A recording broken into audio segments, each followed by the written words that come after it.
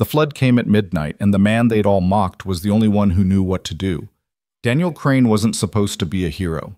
He was the mail-order husband who stepped off that train with a violin instead of a gun, the school teacher everyone laughed at, the gentle fool who didn't belong in rough Colorado territory.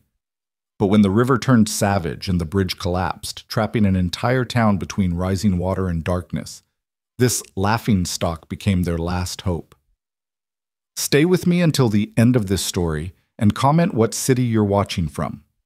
I want to see how far Daniel's journey travels, because sometimes the person everyone underestimates is exactly the one who'll save them all. The train's whistle cut through the morning air like a knife through butter, sharp and final. It was the sound Larkspur, Colorado had heard 1,000 times before, the iron beast bringing mail, supplies, and occasionally hope. But on this particular May morning in 1886, it brought something else entirely. Daniel Crane, and with him, the beginning of a story that would change everything. Abigail Monroe stood on the platform, her hands twisting the fabric of her Sunday dress into wrinkled knots. The other dress, the one she'd married Thomas in 7 years ago, still hung in her wardrobe, but she couldn't bring herself to wear it today. That would have felt like a betrayal, even though Thomas had been dead for nearly 2 years now, taken by pneumonia one brutal winter that had seemed to last forever. The ranch needed a man. Her 7-year-old daughter, Emma, needed a father. And Abigail, though she'd never admitted aloud in this town, where weakness was currency you couldn't afford, needed someone to share the weight that had been crushing her shoulders since the day they'd lowered Thomas into the frozen ground. So she'd done what desperate women did on the frontier. She'd placed an advertisement. Widow with child in ranch seeks honest man for marriage. Must be God-fearing, hard-working, and of good character. Correspondence, welcome. 3 men had responded.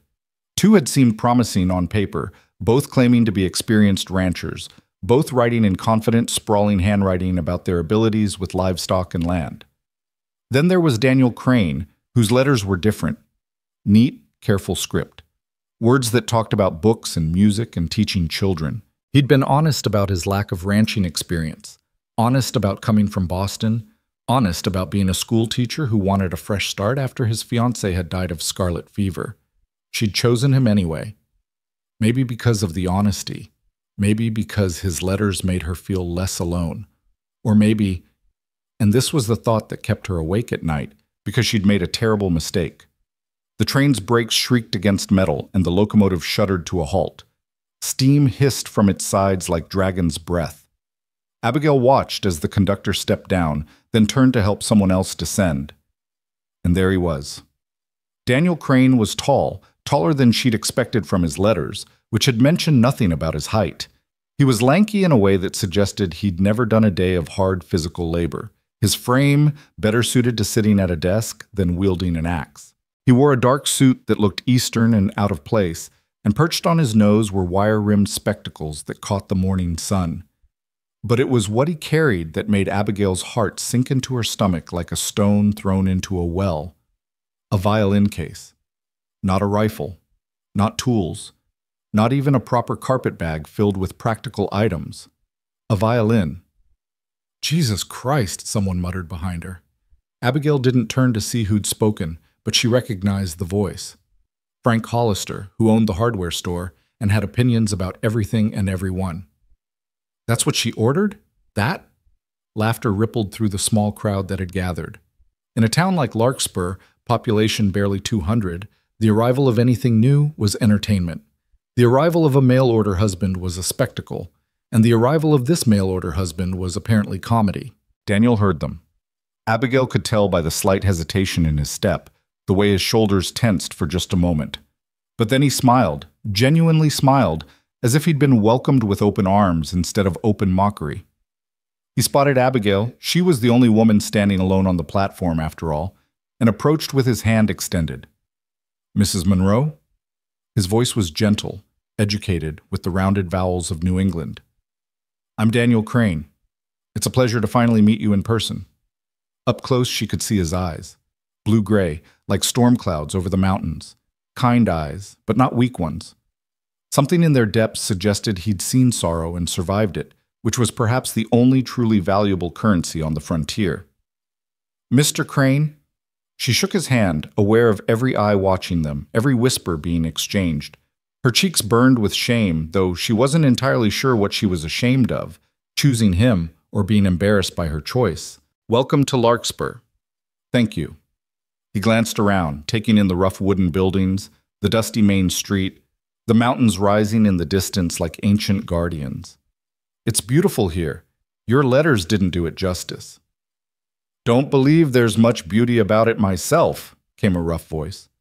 Sam Parker, one of the ranch hands who worked for the Peterson spread, stepped forward with a smirk playing on his weathered face. He was the kind of man the frontier seemed to breed, hard, lean, with eyes that had seen violence and dealt it out in equal measure. Beauty don't keep you alive out here. You know how to shoot that fiddle of yours, school teacher. More laughter. Daniel turned to face Sam, and for a moment, just a flash, Abigail saw something steel-hard flicker across his expression. But then the gentle smile returned. I'm afraid the violin makes a rather poor weapon, Mr. Parker. And yeah, I'd say so. But then, most everything about you seems poor for these parts. Sam looked Daniel up and down like he was evaluating livestock and finding it wanting.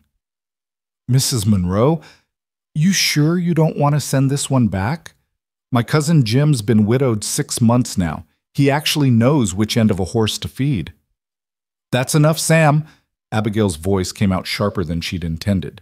She was mortified, yes, but she was also angry at Sam for his cruelty, at the town for its judgment, and at herself for caring what any of them thought. Mr. Crane has traveled a long way. He's tired and hungry. We'll be going now. She didn't wait for Sam's response. She turned and started walking toward where she'd tied her wagon, praying that Daniel would follow and that her legs would continue supporting her weight. Behind her, she heard the violin case bumping against Daniel's leg as he hurried to catch up, heard the continued laughter and commentary from the platform. This is going to be good, someone said. How long you figure before he runs back east with his tail between his legs? I give him a week, another voice replied. First time he sees a rattler, he'll be done. A week? You're generous. I say 3 days. Their wagon was a practical affair, nothing fancy, just a flat bed with a bench seat and room for supplies in the back. Daniel loaded his trunk, a small battered thing that looked like it had seen better days, and climbed up beside her. He set the violin case carefully between them, treating it like something precious. Abigail snapped the reins and the horses started forward. They rode in silence through town, past the general store where Martha Jenkins stood in the doorway with her arms crossed, past the saloon where men were already drinking despite the early hour, past the church where Reverend Thomas, no relation to her late husband, was sweeping the steps. Everyone watched. Everyone had an opinion written on their face. It wasn't until they'd left the town proper behind, heading out onto the open prairie where the grass rolled away toward distant mountains, that Daniel finally spoke. I'm sorry. Abigail glanced at him sharply. For what? For embarrassing you. I understand that my presentation wasn't what you expected, or what they expected. He gestured vaguely back toward town. I should have been more explicit in my letters about my lack of practical frontier skills. You told me you were a school teacher from Boston. What exactly did I think that meant? The words came out bitter, and she immediately regretted them. None of this was his fault. He hadn't misrepresented himself. She'd simply hoped that somehow, against all logic, he'd be different in person, that the letters which had touched her heart would translate into a man who could also survive this brutal, beautiful land. You thought I might be more than I am, Daniel said quietly. It's all right. People often do. They rode on. The prairie stretched endlessly around them, dotted with scrub brush and the occasional cottonwood tree. A hawk circled overhead, riding thermals only it could feel. The sky was that particular shade of blue that only seemed to exist in the high country, deep and endless and somehow lonely despite its beauty. That's foolish, Abigail said finally. What is? People thinking you're more than you are. They should judge you by what you actually are, not what they imagine. Daniel smiled slightly. In my experience, people rarely do that. We're all constantly failing to live up to someone's imaginary version of us, or exceeding someone else's low expectations. The trick, I think, is to know who you actually are, regardless of what others think. And who are you, Mr. Crane? He considered this, adjusting his spectacles, a gesture she would come to recognize as something he did when thinking carefully. I'm a man who loved a woman and lost her. A man who realized that staying in Boston meant drowning in grief. A man who believes that education matters, that music matters, that kindness matters, even when those beliefs make him look foolish. And I'm a man who's willing to learn, Mrs. Monroe. I may not know how to brand cattle or shoot a rifle, but I can learn, if you're willing to teach me. Something in her chest loosened slightly. Not trust, not yet, but maybe the beginning of possibility. It's Abigail, she said. If we're to be married, you should call me Abigail. Abigail. He tested the name, and somehow it sounded different in his Boston accent. Softer. It's a beautiful name. Biblical. The wife of David, known for her wisdom. I don't feel very wise right now. Wisdom isn't about always making perfect choices, Daniel said. It's about making choices and then living with them honestly. The ranch came into view over the next rise, 150 acres that Thomas had carved out of the wilderness with his own hands, building the house board by board, fence post by fence post. It wasn't much. A small wooden house that desperately needed paint, a barn that leaned slightly to the left, a chicken coop, and fields where cattle grazed in the distance. But it had been theirs, and now it was hers, and soon it would be theirs again, though with a different them. Emma was sitting on the porch steps, waiting. She'd been waiting since dawn, too excited about meeting her new father to stay inside. When she saw the wagon approaching, she jumped up and ran toward them, her long brown braids flying behind her. "Mama! Mama! Is that him?" Abigail felt Daniel tense beside her and realized that this moment might be even harder for him than facing the mockery of the town. Thomas's daughter. Another man's child. A ready-made family that he was being asked to simply step into, as if grief could be packed away like seasonal clothing. "Yes, sweetheart, this is Mr. Crane." Daniel climbed down from the wagon before it had fully stopped, and to Abigail's surprise, he crouched down to Emma's level rather than towering over her. It was a small gesture, but it spoke volumes. "Hello, Emma. Your mother has told me wonderful things about you in her letters. She says you're learning to read." Emma nodded shyly, suddenly overcome with the reality of this strange man. "Mama teaches me, but she says you're a real teacher, from a real school in a big city." "I was," Daniel agreed. "Would you like to show me around your home? I'm very new here, and I'm afraid I'll get lost without a proper guide." The little girl's face brightened. She grabbed his hand, so trusting, so willing to accept this stranger, and began pulling him toward the house. "First, I'll show you the chickens. I named them all. That one's Henrietta, and that one's Pearl, and that one's Trouble, because she keeps getting out." Abigail watched them go, her throat tight with emotions she couldn't name. Relief? Anxiety? Hope? Maybe all three at once, tangled together like thread knotted beyond repair. She unhitched the horses and led them to the barn, taking her time with the familiar tasks. Brush them down, check their hooves, make sure the water trough was full. Physical work that kept her hands busy and her mind from spinning too fast. When she finally walked back to the house, she could hear Emma's high, excited voice and Daniel's deeper one responding with what sounded like genuine interest. Inside, the house was simple. One main room that served as kitchen, dining room, and living area, with two smaller bedrooms off to the side. The furniture was handmade, rough but sturdy. Thomas's rifle still hung over the fireplace, a reminder of the man who was supposed to be here instead of Daniel. "Mama, Mr. Crane plays the violin. Can he play for us?" "Please?" Daniel looked uncertain. "Perhaps after dinner. I'm sure your mother has work to do, and I should help." "Nonsense," Abigail heard herself say, though she wasn't sure why. Maybe because Emma looked so hopeful. Maybe because she was curious. "We have a few minutes before I need to start cooking. Play something." Daniel retrieved the violin case from where he'd set it by the door and opened it carefully. The instrument inside was beautiful, dark wood polished to a shine, with an elegance that seemed almost offensive in this rough frontier house. He tucked it under his chin, raised the bow, and paused. "What would you like to hear?" "Something happy," Emma said immediately. He played, and Abigail, who had expected something refined and boring, something suited for fancy Eastern parlors, was completely unprepared for what came out of that violin. It was a folk tune, lively and bright, the kind of music that made you want to tap your foot or spin in circles. Emma did exactly that, dancing around the room with unself-conscious joy while Daniel played, a small smile on his face as he watched her. When he finished, Emma clapped her hands. "Again, play another one." "After dinner," Abigail said firmly, though she found herself smiling too. "Mr. Crane needs to wash up, and I need to cook.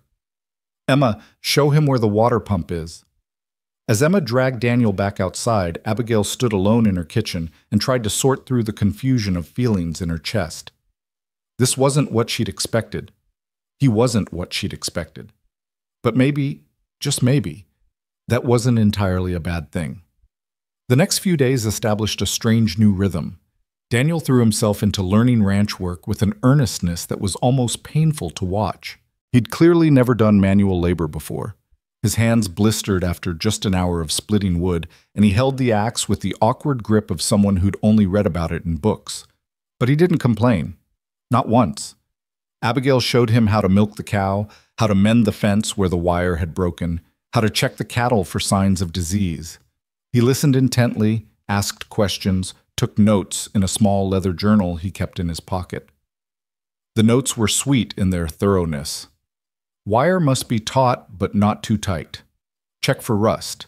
Emma says the spotted cow is named Buttercup and has a gentle temperament. But while Daniel was earnest in his efforts, the rest of Larkspur found him endlessly amusing.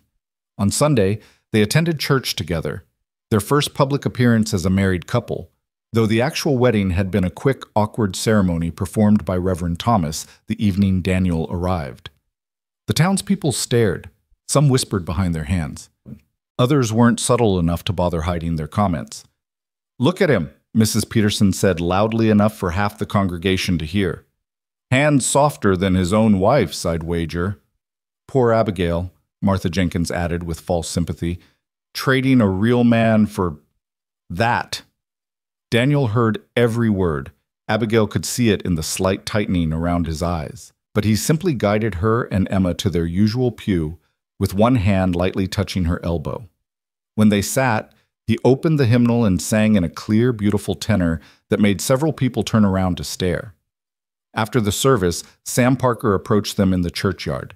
He'd been drinking. It was barely noon, but the smell of whiskey clung to him like cologne. "Crane," he said, putting too much emphasis on the name. "Some of the boys are having a shooting competition this afternoon. Entry fee's $1. Winner takes the pot. You interested?" It was a trap, obviously. Sam wanted to humiliate Daniel in front of the whole town. "Thank you for the invitation," Daniel said pleasantly, "but I'm afraid I'm not much of a shot. I'd be taking your money under false pretenses." "Oh, come on now." Sam's smile was mean. "Don't be modest.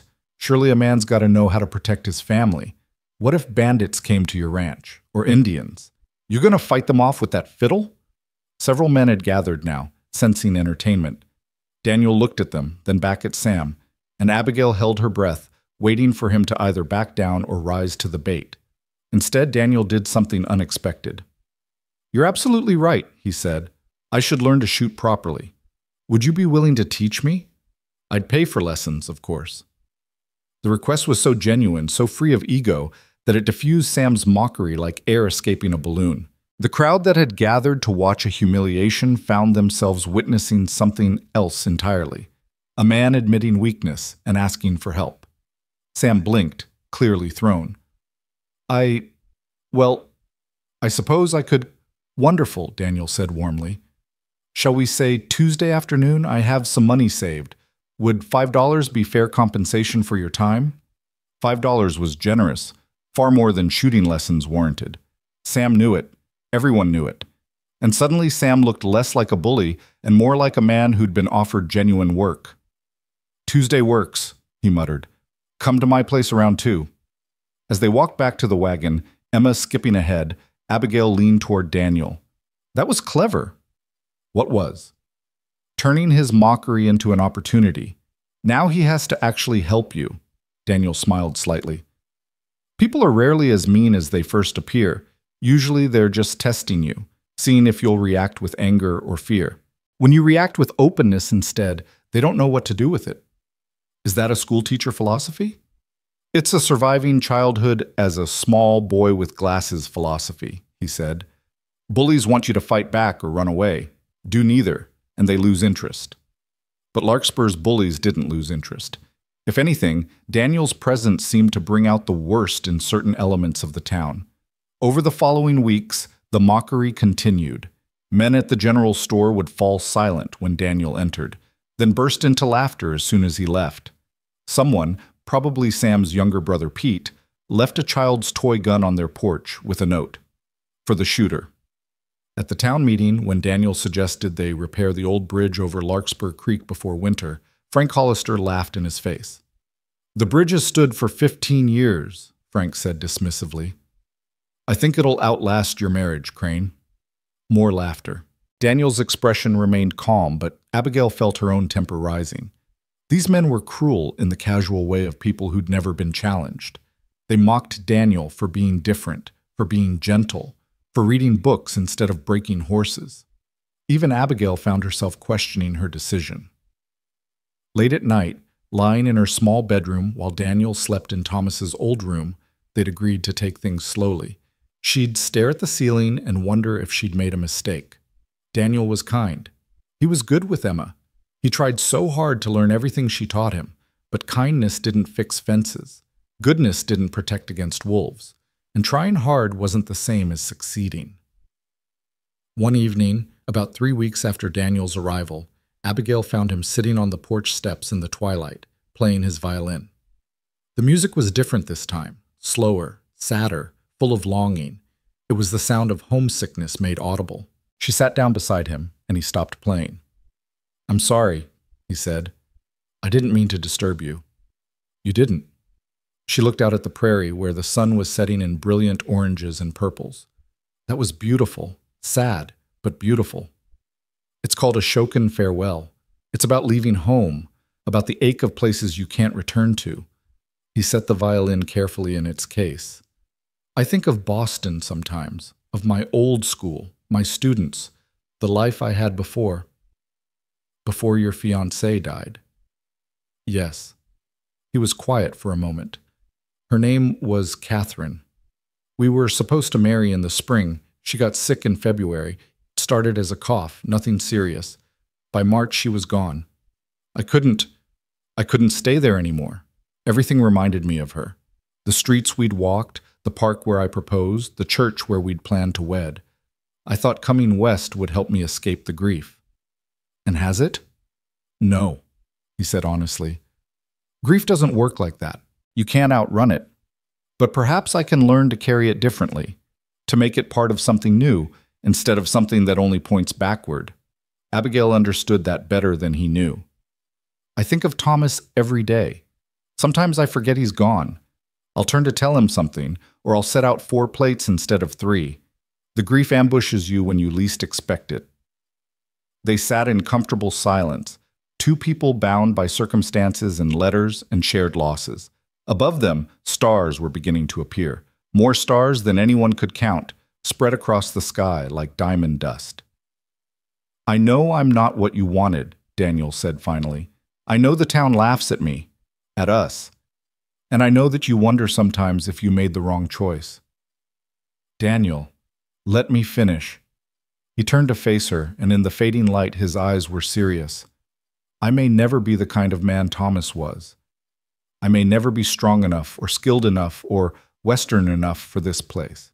But I promise you this, Abigail, I will never stop trying. I will never stop learning, and I will never ever abandon you or Emma.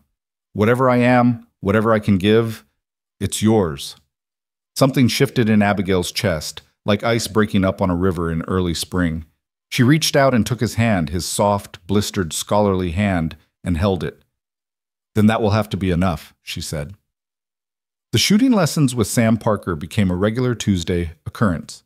True to his word, Daniel showed up at 2 o'clock sharp each week, money in hand, ready to learn. Sam, somewhat grudgingly at first, proved to be a decent teacher. He showed Daniel how to hold the rifle properly, how to sight down the barrel, how to squeeze the trigger instead of pulling it.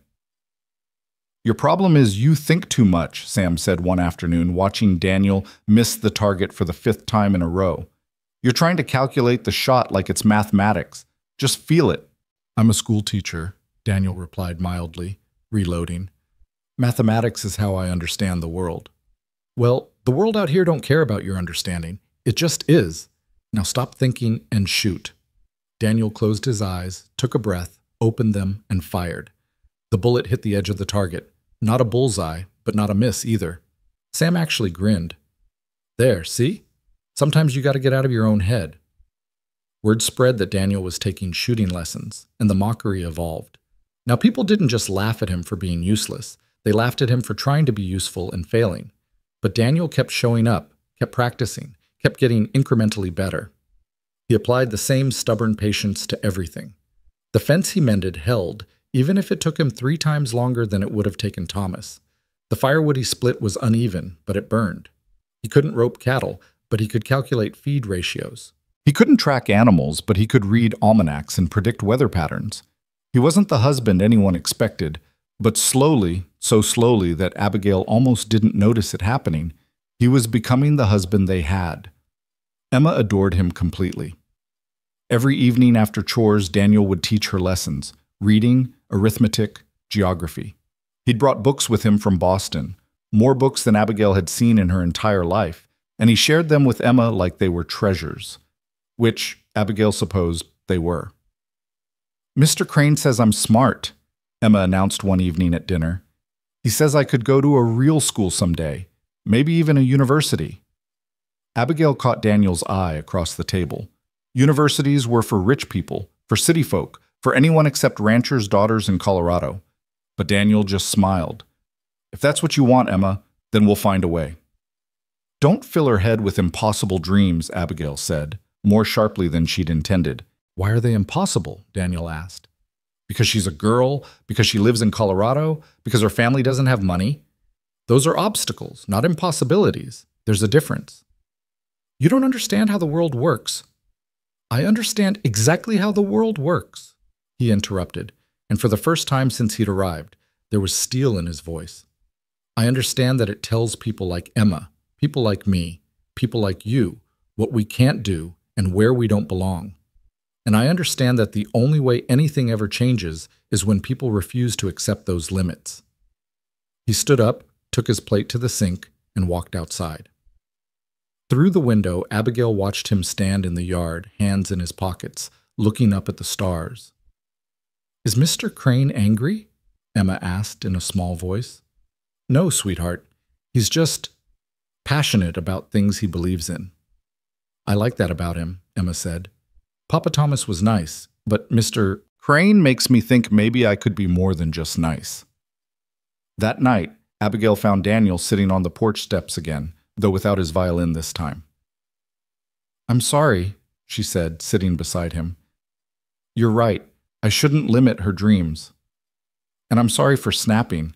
It's just, I spent my whole life being told what I couldn't do. Too weak, too bookish, too gentle. When Catherine died, people said I couldn't survive alone, couldn't start over, couldn't possibly make it out west. I'm tired of can't." "So you came here to prove them wrong?" "No," he said. "I came here to prove myself right. There's a difference." June arrived with thunderstorms that rolled across the prairie like freight trains, all flash and boom and fury. The creek swelled with runoff from the mountains. The bridge that Daniel had wanted to repair groaned under the pressure, but held, barely. At the next town meeting, Daniel brought it up again. "We need to address the bridge," he said, standing in the small room above the general store where the town conducted its business. "It's weakening. Another flood season like this, and it'll collapse." Frank Hollister rolled his eyes. "The bridge is fine, Crane. Been there 15 years. Your fancy Boston education making you see problems that ain't there." "I'm not imagining structural damage," Daniel said patiently. He pulled out his notebook, always that notebook, and flipped through pages. "The support beams on the eastern side are rotting. You can see it from the bank. The center span is sagging approximately 8 inches below level, and after last week's storm, there's a crack in the main crossbeam. I sketched it if you'd like to see. Enough! Frank slapped his hand on the table.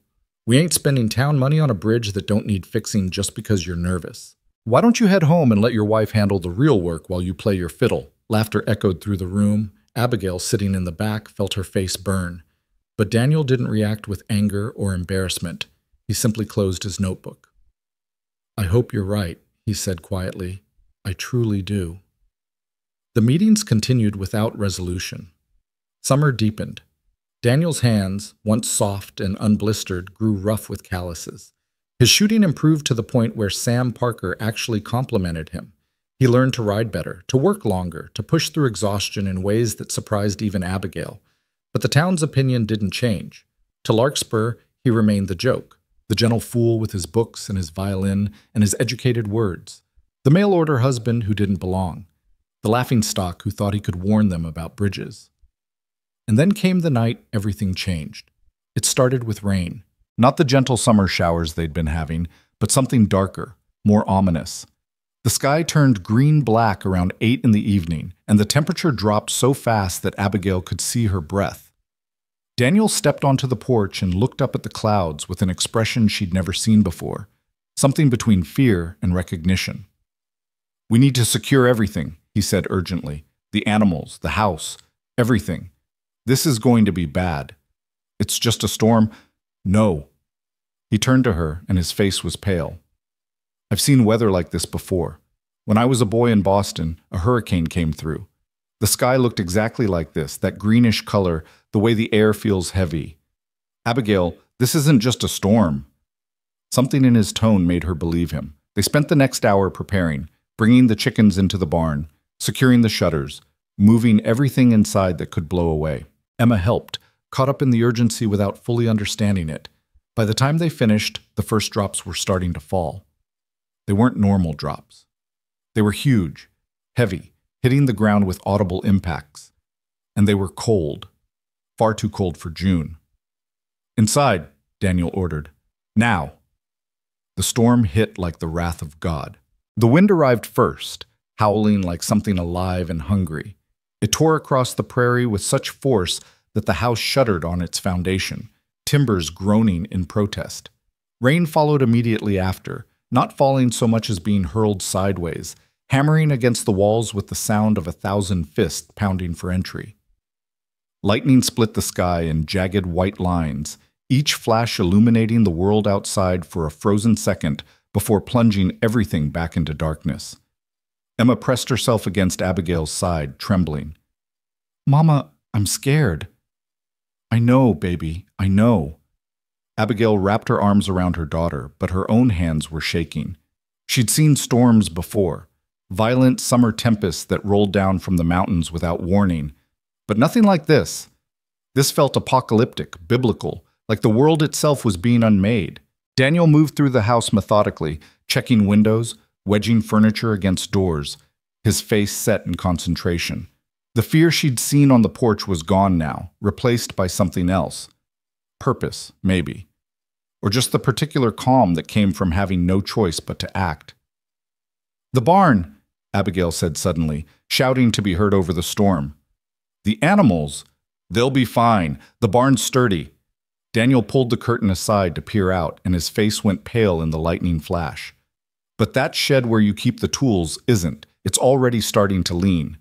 Even as he said it, there was a tremendous crack. Through the window, they watched the tool shed simply lift off the ground like a toy, tumble twice in the air, and crash into pieces against the fence line. Tools that Thomas had carefully collected over years, saws, hammers, the good axe, scattered across the prairie like seeds. Jesus, Abigail whispered. The storm raged for an hour, then 2. Rain came in sheets so thick that looking outside was like staring into a waterfall. The creek, which ran along the eastern edge of their property, was audible even over the wind, a deep, threatening roar that grew louder by the minute. Thunder cracked so close that Emma screamed and even Abigail flinched. Daniel sat with them on the floor, away from the windows, one arm around Emma and his free hand holding Abigail's. His grip was steady despite the chaos, his voice calm when he spoke. "It's going to pass," he said. "All storms do. We just need to wait it out." "You said you'd seen weather like this before," Abigail said. "In Boston. When I was 10. A hurricane came up the coast, tore roofs off buildings, flooded streets, killed 17 people in the city." His voice was matter-of-fact, but his hand tightened slightly on hers. "My father made us shelter in the cellar. We stayed down there for 6 hours, listening to the world end above us. But it didn't end. The storm passed. The sun came back. Life went on." "Were you scared?" "Terrified. But my father told me something that day that I've never forgotten. He said fear is just your body's way of making sure you pay attention. It's not the enemy. Panic is the enemy." Lightning flashed again, so bright it left after-images dancing across Abigail's vision. In that moment of illumination, she saw something that made her heart stop. Water. Not just puddles or runoff, but water rising across their land like a living thing, spreading from the direction of the creek. It was already past the barn, lapping at the chicken coop, reaching toward the house with inexorable patience. "Daniel?" Her voice came out strangled. "The creek is flooding." He looked out the window, saw what she'd seen, and his calm finally cracked. "How high is this house above the creek bed?" "Maybe 10 feet? 12? She tried to remember, tried to picture the slope of the land. "Thomas always said we were safe from floods because 12 feet isn't enough," Daniel said. "Not if this keeps up. We need to be ready to move to higher ground." "There is no higher ground? The nearest hill is 2 miles away and we can't travel in this." Daniel stood, began pacing, thinking. She could almost see his mind working, calculating, analyzing. "The church," he said finally. "The church is on the highest point in town, and it's built on a stone foundation. If we have to evacuate, that's where we go." "We can't go anywhere in this weather. We'd never make it." "Then we pray the rain stops." He went back to the window, watching the water's progress with intense focus. "And we prepare in case it doesn't." He moved through the house, gathering supplies with surprising efficiency. Blankets, food that wouldn't spoil, matches in a waterproof tin, rope, his medical bag. Abigail had forgotten he'd brought one. Relics from when he'd served as a school nurse as well as a teacher. He packed everything into a canvas bag, tied it shut, and set it by the door. "Abigail, can you swim?" The question caught her off guard. "A little. Thomas taught me in the creek during summers. Why?" "Emma?" "No, she's afraid of the water." Daniel's jaw tightened. "If we have to evacuate and the water's too high, I'll carry her. You stay close to me. Hold on to my belt or my coat. Understand? Don't let go no matter what." "You're scaring me." "Good," he said bluntly. "You should be scared. Fear makes you careful. But don't panic. Can you do that? Can you stay calm for Emma?" Abigail looked at her daughter, who was watching them with wide, frightened eyes. She thought of every time Thomas had told her she was strong, every moment she'd had to be strong after he died, every dawn she'd woken up and forced herself to keep going. She drew on all of that now. "Yes," she said, "I can." The water continued to rise. Within another hour, it had reached the porch steps, dark and swift-moving and full of debris, branches, fence posts, unidentifiable objects tumbling past in the current. The rain showed no sign of stopping. If anything, it seemed to be intensifying, driven by wind that now sounded like a freight train bearing down on them. Daniel stood at the window, his reflection pale in the glass. "We need to go," he said. "Now, while we still can. The barn, the animals. We'll have to fend for themselves. I'm not risking our lives for livestock." His voice was firm, allowing no argument. "Get Emma's coat. The heavy one. We're leaving." They prepared quickly, hands shaking with adrenaline and fear. Daniel tied the supply bag to his back, then fashioned a rope around his waist with the other end looped around Abigail. "This way, if one of us falls, we're still connected. Emma, I need you to climb onto my back and hold on as tight as you can, all right?" "I'm scared," Emma whispered. "I know, so am I, but we're going to be brave together." He crouched down so she could climb on, her small arms wrapping around his neck, her legs around his waist. "That's good. Now don't let go no matter what happens. Can you do that for me?" "I'll try." "Not try. Do." His voice was gentle but absolute. "Promise me, Emma." "I promise." Daniel looked at Abigail, and in his eyes she saw not the laughingstock of Larkspur, not the gentle fool everyone mocked, but someone else entirely. Someone who knew exactly what he was doing because he'd survived this before. "Stay close," he said. "If the current catches you, don't fight it.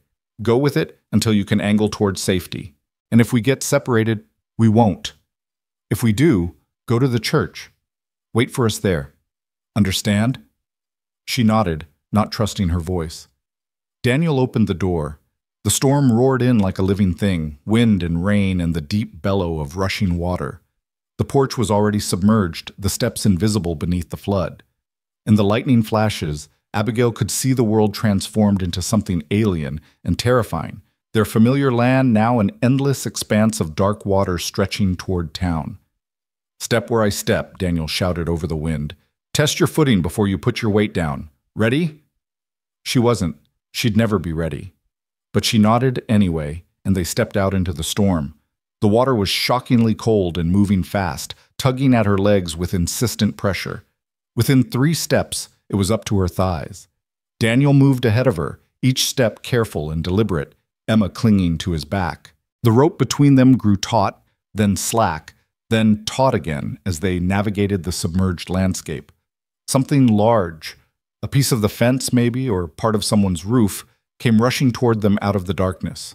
Daniel saw it just in time, grabbed Abigail and pulled her aside. The debris smashed past them so close she could have touched it, spinning away into the night. "Keep moving," Daniel urged. "Don't stop." They pushed forward. Abigail's legs burned with the effort of walking through the current. Her dress, heavy with water, tangled around her ankles. She tried to gather it up with one hand while keeping the other on the rope that connected her to Daniel, but it was like fighting a living thing that wanted to drag her down. The town came into view in stages, revealed by lightning flashes like scenes in a magic lantern show. And what Abigail saw made her stomach drop. Larkspur was drowning. Main Street was a river. Water poured between buildings, carrying with it everything that hadn't been secured. Barrels, chairs, a child's wagon spinning crazily in the current. The general store's windows had shattered, and she could see supplies washing out through the broken glass. Someone's horse struggled past, wild-eyed and desperate, fighting to keep its head above water. And everywhere, people. They emerged from houses and shops in various stages of panic, some trying to save possessions, others just trying to save themselves. Abigail recognized Martha Jenkins standing in the door of her dress shop, screaming something that was lost in the storm. The Peterson boys, Frank Hollister, Reverend Thomas, all of them caught in the same nightmare, all of them suddenly equal in their terror. "The church!" someone shouted. "Everyone to the church!" Daniel was already moving that direction, pulling Abigail along. Other people fell in beside them, a ragged procession struggling through the flood toward the one building that seemed to offer safety. Sam Parker appeared out of the darkness with his wife and 2 children. Frank Hollister, humbled and terrified. The widow Mrs. Chen, who ran the boarding house, supporting an elderly man who could barely walk. They were halfway to the church when the sound changed. It started as a deep groan, like the earth itself was in pain. Then came a tremendous crack that echoed across the valley despite the storm. Abigail turned just in time to see something that would haunt her nightmares for years to come. The bridge Daniel had warned them about, the bridge Frank had dismissed as fine, didn't just break. It exploded. The main span, weakened by rot and battered by the flood, simply gave way. Massive timbers that had held for 15 years snapped like kindling. The entire structure collapsed into the raging water with a sound like a cannon blast, and suddenly there was nothing but the flood. No barrier at all between the swollen creek and the town. The water's character changed instantly. What had been merely dangerous became deadly. A wall of water, released by the bridge's destruction, came roaring downstream with the force of 1,000 horses. It slammed into buildings on the eastern edge of town, and Abigail watched in horror as the blacksmith's shop simply disappeared, swept away like it had never existed. "Run!" Daniel screamed. "Everyone run!" They ran, or tried to. Running in chest-deep water was like running in a nightmare where your legs won't move fast enough. The wave bore down on them, a dark wall visible even in the storm's darkness. Abigail could hear people screaming, could hear the roar of destruction, could feel the current suddenly triple in strength, yanking at her legs. She went down. The water closed over her head, cold and chaotic, and filled with debris. She tumbled, lost all sense of direction, didn't know which way was up. Her lungs burned. Her hands scrabbled for purchase on anything, found nothing but water and darkness and terror. Then the rope around her waist went taut, and she was being pulled. She broke the surface, gasping, choking, and found Daniel somehow still standing, somehow still holding Emma with one arm while he'd hauled Abigail up with the other, the muscles in his neck standing out with the effort. "I've got you," he said, and despite everything, the storm, the flood, the screaming chaos around them, his voice was steady. "I've got you both. Don't let go." They reached the church just as the full force of the flood hit Main Street. The building stood on its stone foundation like an island in the surge, water swirling around it but unable to reach the doors. People crowded up the steps and through the entrance in a desperate press of bodies. Daniel pushed Abigail and Emma ahead of him, making sure they were safe inside before he turned back. "Wait!" Abigail gasped. "What are you doing? There are still people out there." Before she could stop him, he plunged back into the water. And suddenly, the man everyone had mocked was the one running toward danger while others ran away. He fought his way through the current toward a woman struggling to keep her head above water, grabbed her around the waist, and dragged her toward the church. Hands reached out from the doorway to pull her inside. Daniel went back out again. This time he helped an elderly couple, moving with them at their slow pace, patient even as the water rose higher. Back again for Sam Parker's youngest son, who'd gotten separated from his family. Back again for someone's dog, of all things, because a little girl was screaming for her pet, and Daniel couldn't stand it. Each trip was suicide. Each time he went out, Abigail was certain he wouldn't come back. But each time, he did. Soaked, exhausted, sometimes bleeding from scrapes she couldn't identify, but alive and already scanning the water for the next person who needed help. Other men, shamed by his example or inspired by it or simply realizing they needed his help, began joining him. Sam Parker, who taught Daniel to shoot. Frank Hollister, who'd mocked him in the town meeting. Young Pete Parker, barely 18. They formed a chain, passing people along from one set of hands to another, working together in ways the town never had before. Inside the church, Abigail tried to help where she could. She wrapped people in blankets, checked for injuries, tried to calm hysterical children. Emma, somehow, had found her courage. She moved among the younger kids, holding hands, singing soft songs Daniel had taught her. Reverend Thomas organized supplies, taking inventory of what they had and what they'd need if the storm didn't end soon. The church filled. 30 people, 40, 50, more. The whole town, or what remained of it, packed into the small wooden building that suddenly seemed like Noah's Ark, the only solid thing left in a world of water. And still, Daniel kept going out. "Someone needs to stop him," Martha Jenkins said, watching through the window. "He's going to get himself killed." But no one stopped him, maybe because they knew he wouldn't listen. Or maybe because they'd finally realized what Abigail had seen that first day on the train platform. There was steel beneath Daniel's gentleness, strength that ran deeper than muscle. It was nearly midnight when he finally came inside, not because there was no one left to save, but because there was no one left to find. The ones who hadn't made it to the church. Well, they'd either found shelter elsewhere or they were gone. Daniel collapsed against the wall just inside the door, his chest heaving, his spectacles gone, lost somewhere in the flood, his face pale beneath the mud and water. Abigail pushed through the crowd to reach him. "You fool," she said, but her voice broke on the words. "You stupid, brave fool." "Everyone here?" he asked between gasps. "Everyone we could find." He nodded, closed his eyes. "Good, that's good." "Mr. Crane?" It was Sam Parker, standing awkwardly with his hat in his hands. "I just wanted to say, what you did out there, that took guts. Real guts. I was wrong about you." Daniel opened his eyes, looked at Sam with an expression Abigail couldn't quite read. "You weren't wrong. I was never going to be the man you expected. But maybe that's not what you needed anyway." Before Sam could respond, someone else pushed forward. Frank Hollister, his usual bluster completely gone, his face haggard. "The bridge," he said hoarsely. "You tried to warn us. I didn't listen. All those people whose homes are destroyed now, that's on me." "No," Daniel said firmly. "The storm is on the storm. You made a mistake, Frank. We all make mistakes. What matters is what we do next." The wind continued to howl outside, but inside the church, something had shifted.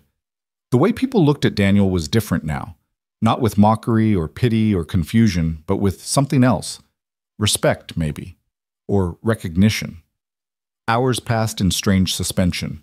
The storm raged on, seemingly endless. People huddled together for warmth, sharing blankets and quiet conversation. Children slept fitfully in their parents' arms. Elderly folks dozed, sitting up. The Reverend led prayers, his voice a steady anchor in the chaos. Daniel sat with Abigail and Emma, all three of them wrapped in a single blanket. Emma had finally fallen asleep, her head on Daniel's shoulder, exhausted by fear and adrenaline. Abigail found herself studying his profile in the dim lamplight. This man she'd ordered from an advertisement, this stranger she'd married, this person she'd been so unsure about.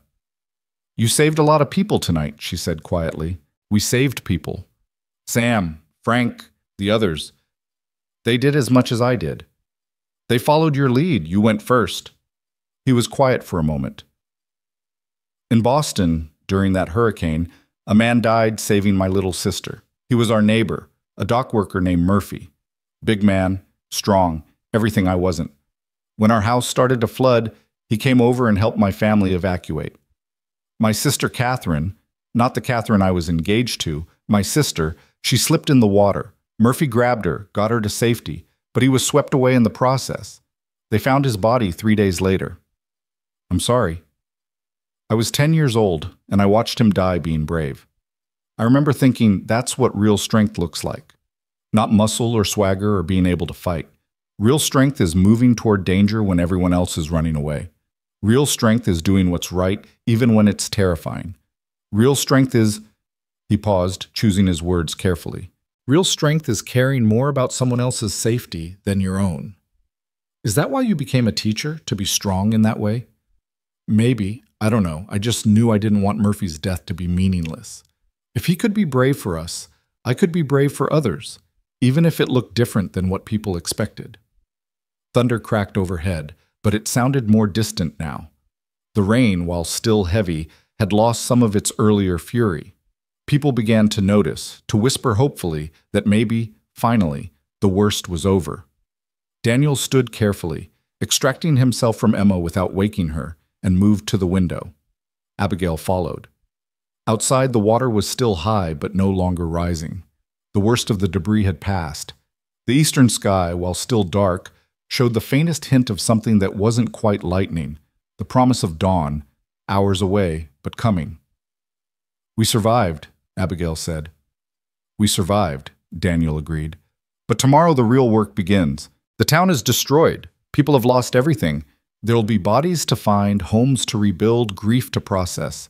This was just the first part. And you'll help them rebuild." It wasn't a question, but he answered anyway. "Of course, that's what you do. You survive the disaster and then you help each other survive what comes after." He was right. Even as the storm finally began to break around 3 in the morning, even as the rain slowed to a drizzle and then stopped entirely, the magnitude of what had happened became clear. When dawn arrived, gray and cold and merciless, it revealed a town that had been fundamentally transformed. Main Street was a devastated mess of mud and debris.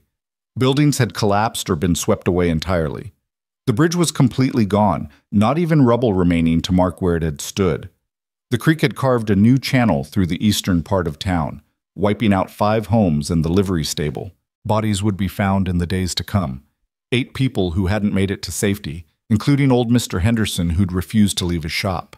But as the survivors emerged from the church into that gray morning, there was something else besides the destruction. There was also the awareness that they'd survived together, that when everything fell apart, they'd held together, and that the man they'd all dismissed as useless, weak, too gentle for the frontier had been the one to lead them through the darkness. Daniel stood on the church steps, surveying the damage with Emma holding one hand and Abigail holding the other. His clothes were still wet, his face exhausted, his usual gentle smile replaced with something more serious. Around him, townspeople gathered, not laughing anymore, not mocking, but waiting to see what the man they'd underestimated would do next. Sam Parker was the first to speak. "Crane, Daniel, what do we do?" And in that moment, in that simple question, everything changed, because it wasn't asked with sarcasm or challenge. It was asked with genuine need, with the assumption that Daniel would know, that Daniel would help, that Daniel could be trusted. Daniel looked at Sam, then at Frank, then at all the others watching him. He took a breath, squared his shoulders, and became something he'd never planned to be, the person they'd all needed him to become. "First," he said, his voice carrying across the crowd with unexpected authority, "we check for survivors. Form groups of 3 or 4. Search every building that's still standing, call out, listen for responses. Sam, you take the northern section. Frank, you take the south. Reverend, coordinate from here. This is our central point. Everyone reports back within 2 hours." People moved immediately, organizing themselves, following his directions without question. "Second," Daniel continued, "we need clean water. The creek is contaminated now. There's going to be disease if we're not careful." "Mrs. Chen, didn't you tell me you had a spring on your property? We'll need to set up water collection there. Third, we need shelter. Anyone whose home is destroyed can stay here in the church temporarily. We'll organize supplies, ration what we have, and figure out long-term solutions after we've handled the immediate crisis." He kept talking, his mind clearly working through logistics with the same methodical precision he'd once applied to lesson plans and arithmetic problems. People listened. People took notes. People, for the first time since he'd arrived, treated Daniel Crane not as a joke, but as exactly what he was. Someone who knew how to think clearly in chaos. Someone who could organize and plan and lead. Abigail felt something swell in her chest that might have been pride, or might have been love, or might have been just the overwhelming relief of realizing she hadn't made a mistake after all. This man, her husband, her partner, her choice, was exactly who she'd needed him to be. Not despite being different from what everyone expected, but because of it. The sun broke through the clouds around noon, and with it came the hard truth of what they'd lost and what they'd have to rebuild. But also, walking through the muddy ruins of Larkspur beside Daniel as he helped organize rescue efforts, directed reconstruction, and offered comfort to the grieving, Abigail Monroe understood something fundamental. Sometimes the person everyone laughs at becomes the person everyone needs. Sometimes gentleness is stronger than force. Sometimes the mail-order husband who arrives with a violin instead of a rifle turns out to be exactly the right man for the moment. And sometimes trust isn't something you give immediately. Sometimes it's something you earn, slowly and painfully, one brave act at a time, until the day comes when everyone realizes they've already given it without even noticing. That day had come for Larkspur. The laughingstock had become the leader. The fool had become the wise man. And Daniel Crane, who'd stepped off that train 3 months ago to mockery and doubt, stood in the ruins of a Colorado town and began the work of rebuilding not just buildings, but also something far more important, a community that had learned finally what true strength looked like. The first body they found was old Mr. Henderson, still clutching the ledger from his shop, as if numbers and records could save him from the flood. Sam Parker and Frank Hollister carried him to the church on a makeshift stretcher, their faces gray with the weight of death. Daniel met them at the steps, and without hesitation, he helped them lay the old man down with a gentleness that seemed almost sacred. "He has a daughter in Denver," Daniel said quietly, kneeling beside the body. "Someone needs to send word, and we need to keep a record, name, where he was found, anything that might help his family later." "You know about his daughter?" Frank asked, surprised. "He told me. 2 weeks ago, when I was at his shop buying nails. We talked for nearly an hour." Daniel stood, brushing mud from his knees. "Everyone has a story, Frank. Everyone matters. We need to treat these deaths with the dignity they deserve." By midday, they'd found 3 more bodies. Mrs. Patterson, who'd lived alone on the eastern edge of town. The Morrison twins, just 14 years old, who'd apparently tried to save their family's horses and been swept away. Each discovery brought fresh grief, fresh tears from those who'd known them. And each time, Daniel was there, recording names, offering quiet words of comfort, helping to carry the deceased to the makeshift morgue they'd set up in the church cellar. It was grim work, the kind that wore on the soul as much as the body, but Daniel moved through it with a steady presence that seemed to anchor everyone else. He didn't shy away from the difficult moments, didn't flinch when Martha Jenkins broke down sobbing over Mrs. Patterson's body, didn't hesitate when young Pete Parker vomited after finding the Morrison twins.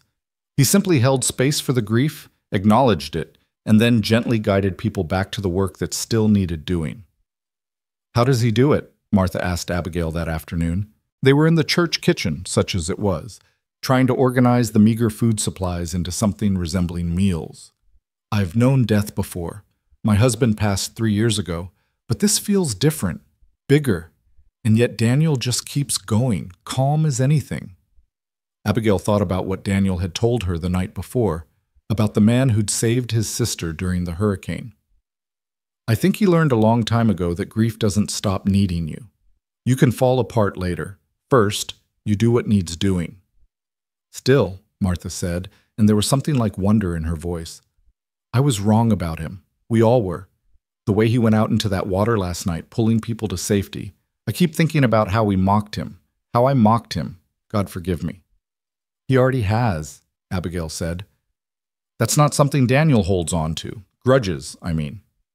By evening, they'd completed the initial search. 8 dead in total. A tragedy, but not the massacre it could have been if people hadn't made it to the church. 32 buildings destroyed or damaged beyond immediate use. The bridge completely gone. Livestock scattered or drowned. Gardens washed away. The creek's new channel had fundamentally changed the town's geography, cutting through what had been Pete Parker's family land and leaving a 20-foot gorge where flat ground used to be.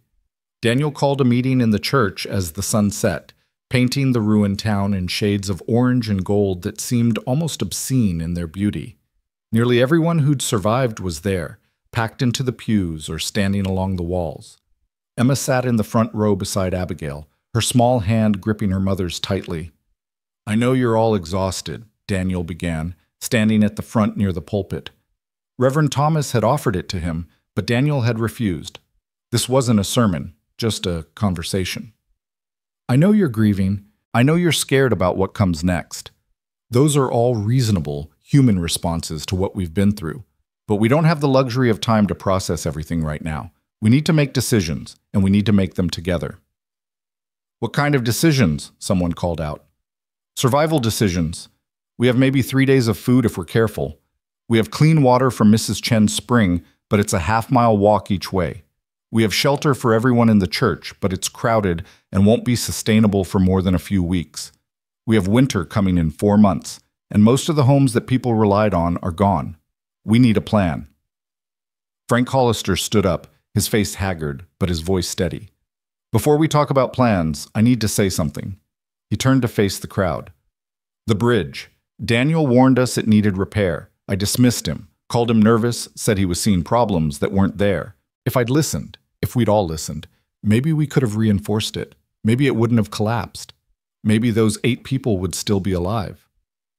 The silence that followed was heavy with shared guilt, because Frank was right, and everyone knew it.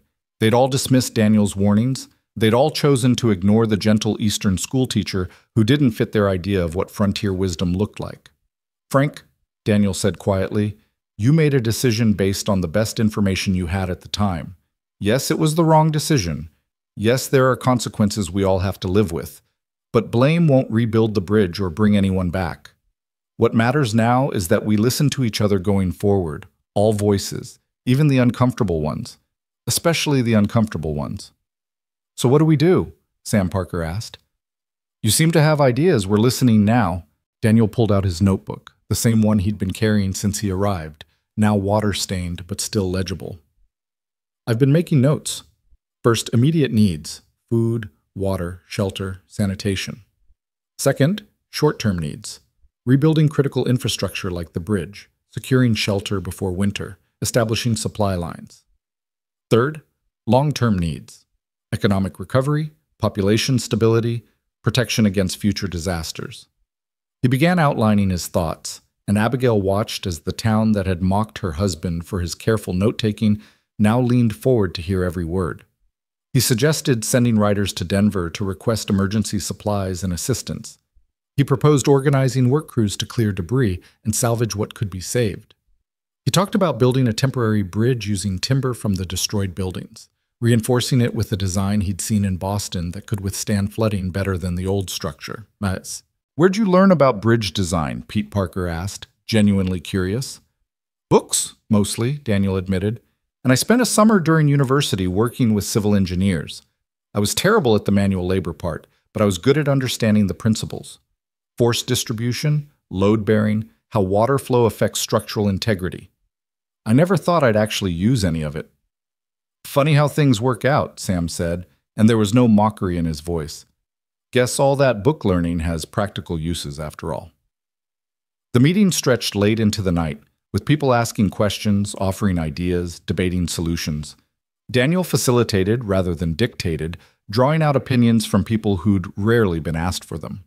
Mrs. Chen, it turned out, had ideas about water conservation from her childhood in China.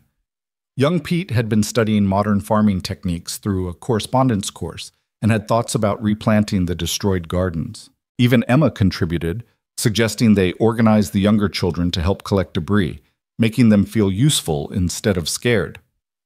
By the time they finished, they had something resembling a plan. It wasn't perfect, nothing about this situation could be perfect, but it was a start, a framework they could build on, adjust as needed, refine through trial and error. As people filed out to return to their makeshift sleeping spots throughout the church, Sam approached Daniel with his hat in his hands again, a gesture that was becoming habitual, as if the flood had washed away his swagger and left something more humble behind.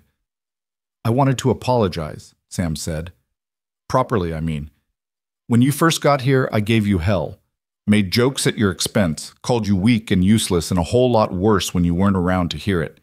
And then last night, you saved my youngest boy, went out into water that could have killed you and brought him back. I don't know how to, His voice broke. Daniel put a hand on his shoulder. You don't need to say anything, Sam. You've already apologized by listening, by helping today, by treating me like someone worth hearing. That's enough. Is it though? Because I keep thinking about Tommy, my boy, and how if you hadn't been here, if Abigail had picked someone else from those letters, he'd be dead right now. And I mocked the man who saved him. What kind of person does that make me? Human, Daniel said simply. Flawed and human, just like the rest of us. You made assumptions based on appearances. It's what people do. But you're changing those assumptions now, and that's what matters. Sam nodded, not entirely convinced, but willing to accept the grace being offered. The shooting lessons, he said. I'd like to keep doing those. Not because you need to prove anything, but because I like teaching you. Turns out you're not half bad when you stop overthinking. I'd like that too. After Sam left, Abigail found Daniel sitting alone in one of the pews, his head bowed. She thought at first he might be praying, but when she sat beside him, she saw his hands were shaking. Daniel? I'm fine, he said automatically, then stopped himself. No, that's not true. I'm not fine. I'm exhausted and overwhelmed and terrified that I'm going to let all these people down. They're looking to me for leadership, Abigail, and I'm just a school teacher who's good at organizing lesson plans. What if I make the wrong call? What if someone else dies because I didn't see something I should have seen? She took his shaking hands in hers. Then we'll deal with it together. You're not alone in this, Daniel. You never were. Look around. You've got Sam and Frank and Reverend Thomas and me and everyone else. We're all in this together now. I keep thinking about Murphy, he said softly. The man who saved my sister, how he looked so calm going into danger, like he wasn't afraid at all. I always thought that's what bravery looked like. But I was terrified last night. Every time I went into that water, I was certain I wasn't coming back. And yet you went anyway. That's not the absence of fear, Daniel. That's courage despite fear. There's a difference. He looked at her, really looked at her, and something in his expression shifted. How did I get so lucky? To find you, I mean.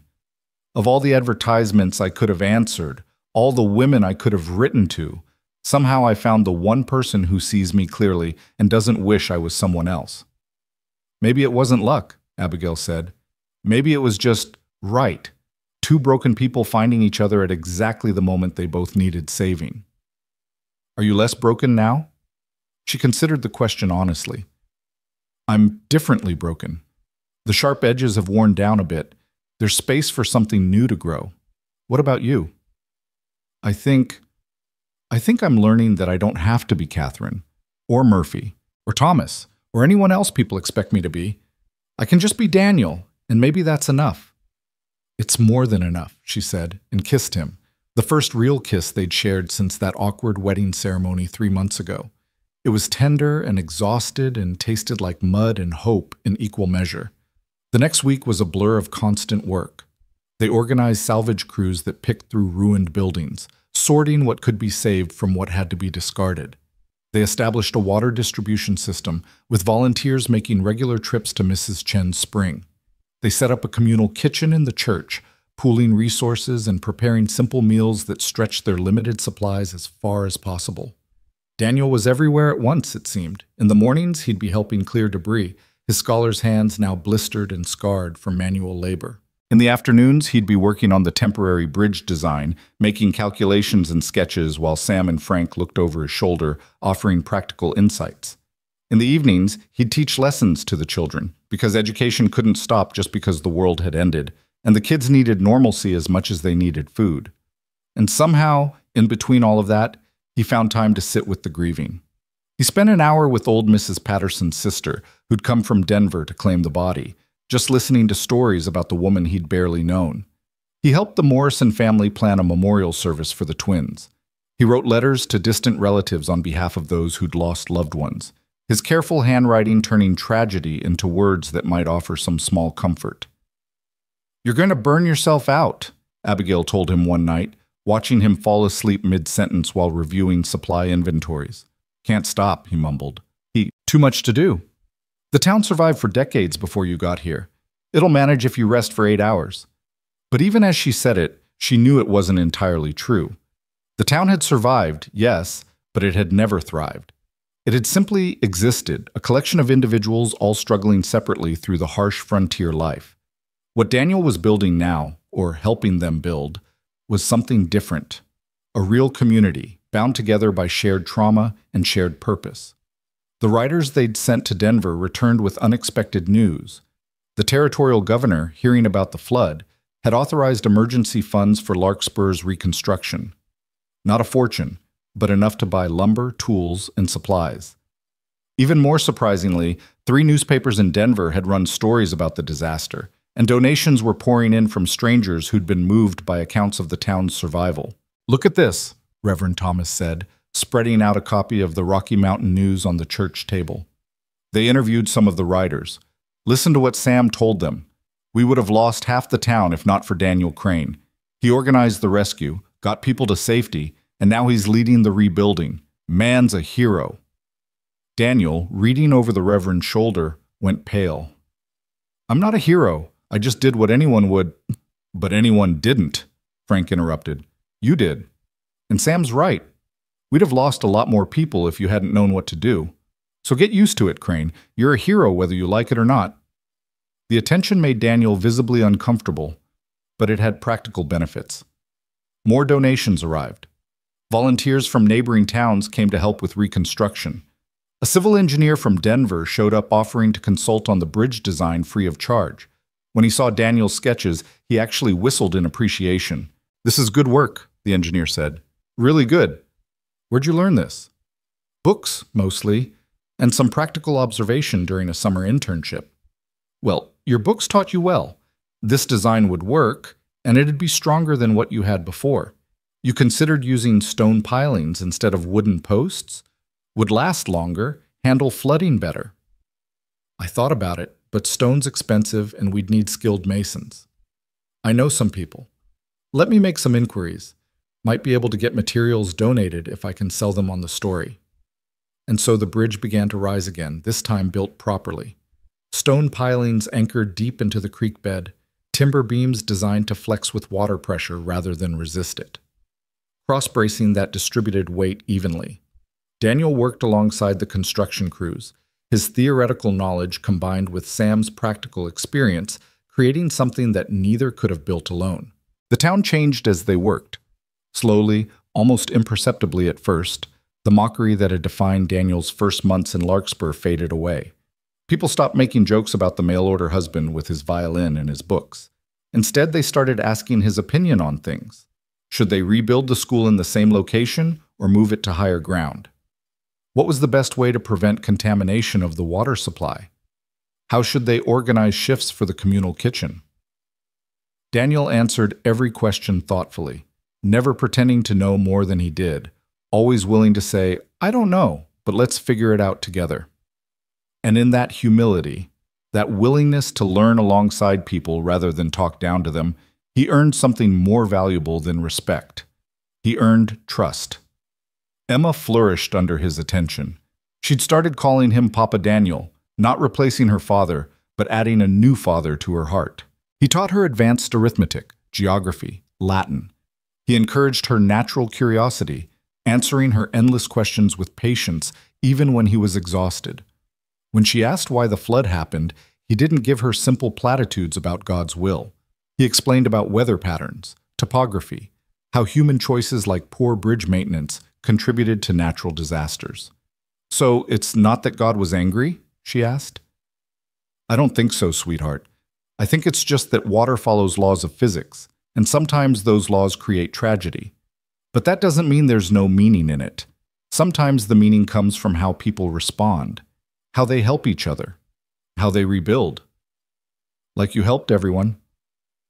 "Like everyone helped each other," he corrected gently. "I just organized it a bit." But Emma's perspective wasn't unique. The children of Larkspur all seemed drawn to Daniel in ways that surprised their parents. Maybe it was because he talked to them like they were people, not miniatures. Maybe it was because he made learning interesting, turning arithmetic into games and history into stories. Or maybe it was simply that children, with their uncomplicated vision, saw clearly what adults had taken months to recognize. Daniel Crane was exactly the kind of man worth admiring. One afternoon, about 6 weeks after the flood, Abigail was working in what remained of their garden when Martha Jenkins approached. The older woman had been distant since the disaster, dealing with her own grief and loss. But now she carried something wrapped in cloth. "I wanted to give you this," Martha said, unwrapping a pie. "Apple. I found my mother's dried apples in the cellar. They survived the flood somehow. Felt like a miracle. Anyway, I thought Daniel might like it, as a thank you." "Thank you for what?" "For everything. For saving my nephew Tommy when Sam couldn't reach him. For organizing the rebuilding so my shop has a chance of opening again. For being patient with all of us when we were cruel to him." Martha's eyes filled with tears. "I was awful, Abigail. I said terrible things about your husband, called him weak and useless, told people you'd made a mistake marrying him, and he's been nothing but kind to me since, helping me sort through the wreckage of my shop, never once throwing my words back in my face." "That's just who he is," Abigail said. "He doesn't hold grudges." "More fool me for thinking kindness was weakness," Martha said. "Turns out it's the strongest thing there is. Anyway, give him the pie with my apologies and my gratitude." Similar conversations happened throughout those weeks of rebuilding. Men who'd mocked Daniel now sought his advice. Women who'd pitied Abigail now envied her. The transformation was so complete that sometimes Abigail felt like she was living in a different town entirely. Not because Larkspur had changed physically, though it had, but because its people had changed fundamentally in how they saw each other and what they valued. The new bridge was completed in early August, a sturdy structure that bore little resemblance to its predecessor. At the dedication ceremony, the governor himself showed up, a political gesture, certainly, but meaningful nonetheless. He gave a speech about frontier resilience and Colorado spirit, but then he did something unexpected. He called Daniel to the front. "Mr. Crane," the governor said, "I've heard a great deal about you, about how you organized the rescue during the flood, how you've led the rebuilding, how you've transformed this community. I'd like to offer you a position as a territorial consultant on disaster preparedness. We need people with your skills working across Colorado." The crowd erupted in applause, but Daniel looked uncomfortable. He glanced at Abigail, then at Emma, then back at the governor. "I'm honored, sir, truly, but I have to decline." The applause died into confused silence. "You're refusing?" the governor asked, clearly taken aback. With the greatest respect, yes. My place is here, in Larkspur, with my family and this community. They don't need a consultant who travels around giving advice. They need someone who stays, who's invested in the outcome, who's part of the fabric of daily life. That's what I want to be. Not a hero passing through, but just a neighbor who helps. The governor blinked, then smiled. That's a damn fine answer, Mr. Crane. This town is lucky to have you. As the ceremony continued, Sam sidled up to Daniel. You really turned down a government position? That would have been good money, prestige. I didn't come west for money or prestige, Daniel said. I came for a fresh start, and I found something better, a home. That evening, after the celebrations wound down, Daniel, Abigail, and Emma returned to their ranch. The house had survived the flood relatively intact, needing only minor repairs. The barn was solid, the fields were slowly recovering. It wasn't the same as before. Nothing would ever be exactly the same, but it was theirs, and it was enough. Emma went to bed early, exhausted from the day's excitement. Daniel and Abigail sat on the porch steps, watching the stars emerge one by one in the darkening sky. Somewhere in the distance, a coyote howled. The creek, returned to its normal banks now, murmured peacefully. Do you regret it? Abigail asked, turning down the governor's offer. Not even a little bit. Daniel took her hand, threading his fingers through hers. I have everything I need right here. A wife who sees me for who I am. A daughter who makes me want to be better. A community that finally accepts me. Why would I give that up to be some traveling expert? Because you could help more people? Maybe. Or maybe I'd spread myself too thin and help no one well. I think there's value in depth, not just breadth, and being fully present for a small group rather than partially present for many. Does that make sense? It does. She leaned her head on his shoulder. You know what Emma told me yesterday? She said you're the best papa in the whole world. Not step-papa, not new papa, just papa. Daniel's breath caught. She said that? She did. And she's right. Thomas gave her life, and he'll always be her father. But you're teaching her how to live that life fully, how to be curious and brave and kind. That's a different kind of gift, but just as important. They sat in comfortable silence for a while, and then Daniel said something that surprised her. I think I understand now why Catherine died. Abigail turned to look at him sharply. What? Not in a religious sense. I don't think God took her for some grand purpose, but I understand why I had to go through that grief, why I had to leave Boston, why I ended up answering your advertisement specifically. Because if none of that had happened, I wouldn't be here. Emma wouldn't have a father. You wouldn't have a partner. Larkspur wouldn't have survived the flood the way it did. It's not that Catherine's death was meant to be. It's that I'm meant to make meaning from it. Do you see the difference? I do, Abigail said. And I think Thomas would have liked you. He always said the measure of a man wasn't in how hard he could hit, but in how hard he'd work for the people he loved. Smart man. He was, and so are you.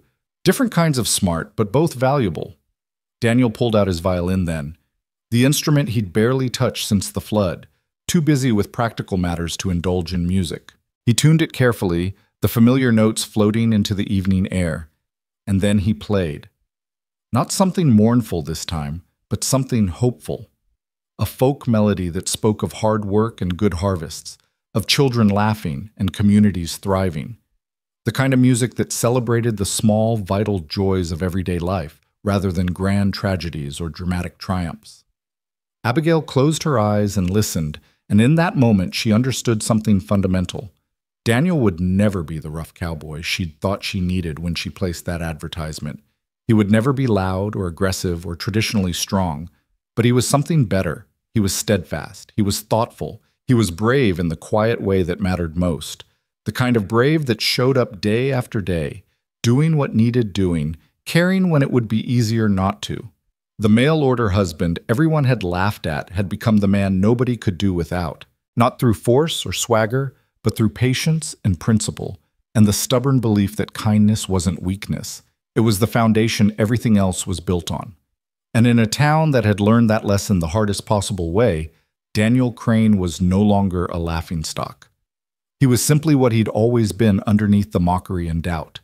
exactly the right man at exactly the right time, proving that sometimes the person everyone underestimates is precisely the person everyone needs most. The violin's last notes faded into the night, replaced by the comfortable sounds of the prairie settling into darkness. Abigail opened her eyes and found Daniel watching her with an expression she'd come to recognize. Not quite contentment, but something close to it. Peace, maybe. Or the beginning of it. "Play that again sometime," she said. "When Emma's awake. She should hear it." "I will." He set the violin carefully in its case, treating it with the same reverence he'd shown that first day stepping off the train. "Though I've been thinking, the children in town need music lessons. Real lessons, not just me playing on the porch. What if we started a music program at the school?" "Daniel, we barely have a school. Half the building collapsed in the flood. Which is why we're rebuilding it. And when we do, we should build it better. Not just stronger walls, but a better education. Music, art, advanced mathematics for the students who want it. A real library, not just whatever books families happen to own." There it was again, that vision of something more than mere survival. Daniel didn't just want Larkspur to recover. He wanted it to thrive, to become the kind of place where children like Emma could dream bigger than the prairie horizon. It was ambitious to the point of seeming impractical, except that he'd already proven the impractical could become real if you worked steadily enough toward it. "You're going to exhaust yourself trying to change the whole world," Abigail said, but there was affection in her voice. "Not the whole world, just our small corner of it." He stood, offering his hand. "Come on, tomorrow's another long day. We should sleep while we can." But sleep didn't come easily that night, despite Daniel's exhaustion. Abigail lay awake in the darkness of their bedroom. They'd finally, tentatively, decided to share the space, listening to his breathing and thinking about how much had changed in just a few months. The nervous stranger who'd stepped off the train had become someone she trusted more than she'd trusted anyone except Thomas. The husband she'd ordered from an advertisement had become a partner she couldn't imagine living without. "Are you awake?" Daniel whispered into the darkness. "Yes." "I'm terrified I'm going to fail them." She rolled over to face him, though she could barely see his outline in the moonlight filtering through the curtains. "Who?" "Everyone. The town. They're counting on me now, looking to me for answers. What if I make a mistake? What if someone gets hurt because I didn't think of something I should have thought of? Then we deal with it together. That's what partnership means, Daniel. You don't have to carry everything alone. But they don't look to you the way they look to me. They don't ask you to make decisions about bridge construction or water distribution or how to organize work crews. That's all on me. And what if— Stop." She reached out in the darkness until she found his hand. "You're not alone in this. Yes, people come to you with questions because you've proven you can answer them. But you always bring those questions to others. You ask Sam about practical construction. You consult with Frank about resources. You listen to Mrs. Chen about water management. You're not some dictator making decisions from on high. You're facilitating, Daniel. There's a difference." He was quiet for a long moment. "I never wanted to be a leader. I just wanted to teach children and play music and maybe have a family. Somehow I've ended up responsible for an entire town's future." "You're not responsible for it. You're just helping them be responsible for themselves.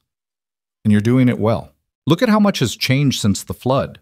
Not just the buildings, the people. They're working together now in ways they never did before. That's because of you. It's because of the disaster. Tragedy brings people together. Tragedy can bring people together or tear them apart. The difference is leadership, your leadership." She squeezed his hand. "So yes, be terrified. Use that fear to stay careful, to keep thinking through decisions, to remain humble. But don't let it paralyze you. These people need you, and you need to trust that you're capable of what they're asking. Even when I don't feel capable? Especially then. Confidence without competence is dangerous, but you have both, even if you can't always see it." He pulled her closer, and they lay tangled together in the darkness, two people bound by circumstances that had somehow become choice. Somewhere outside, an owl called. The creek murmured its endless song, and slowly, finally, Daniel's breathing deepened into sleep.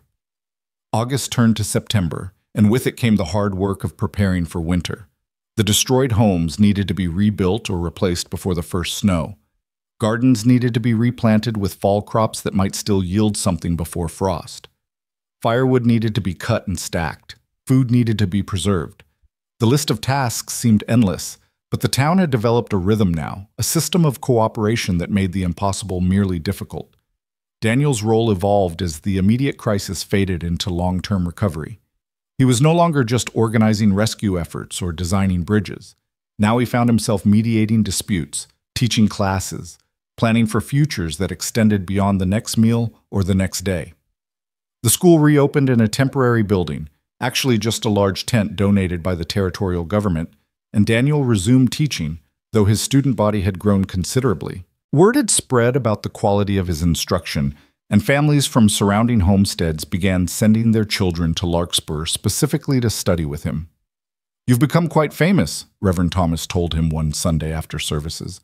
"People 3 counties over are talking about the school teacher who saved a town." Daniel looked uncomfortable with the praise, as he always did. "I didn't save anyone. The town saved itself." That's not how the story's being told.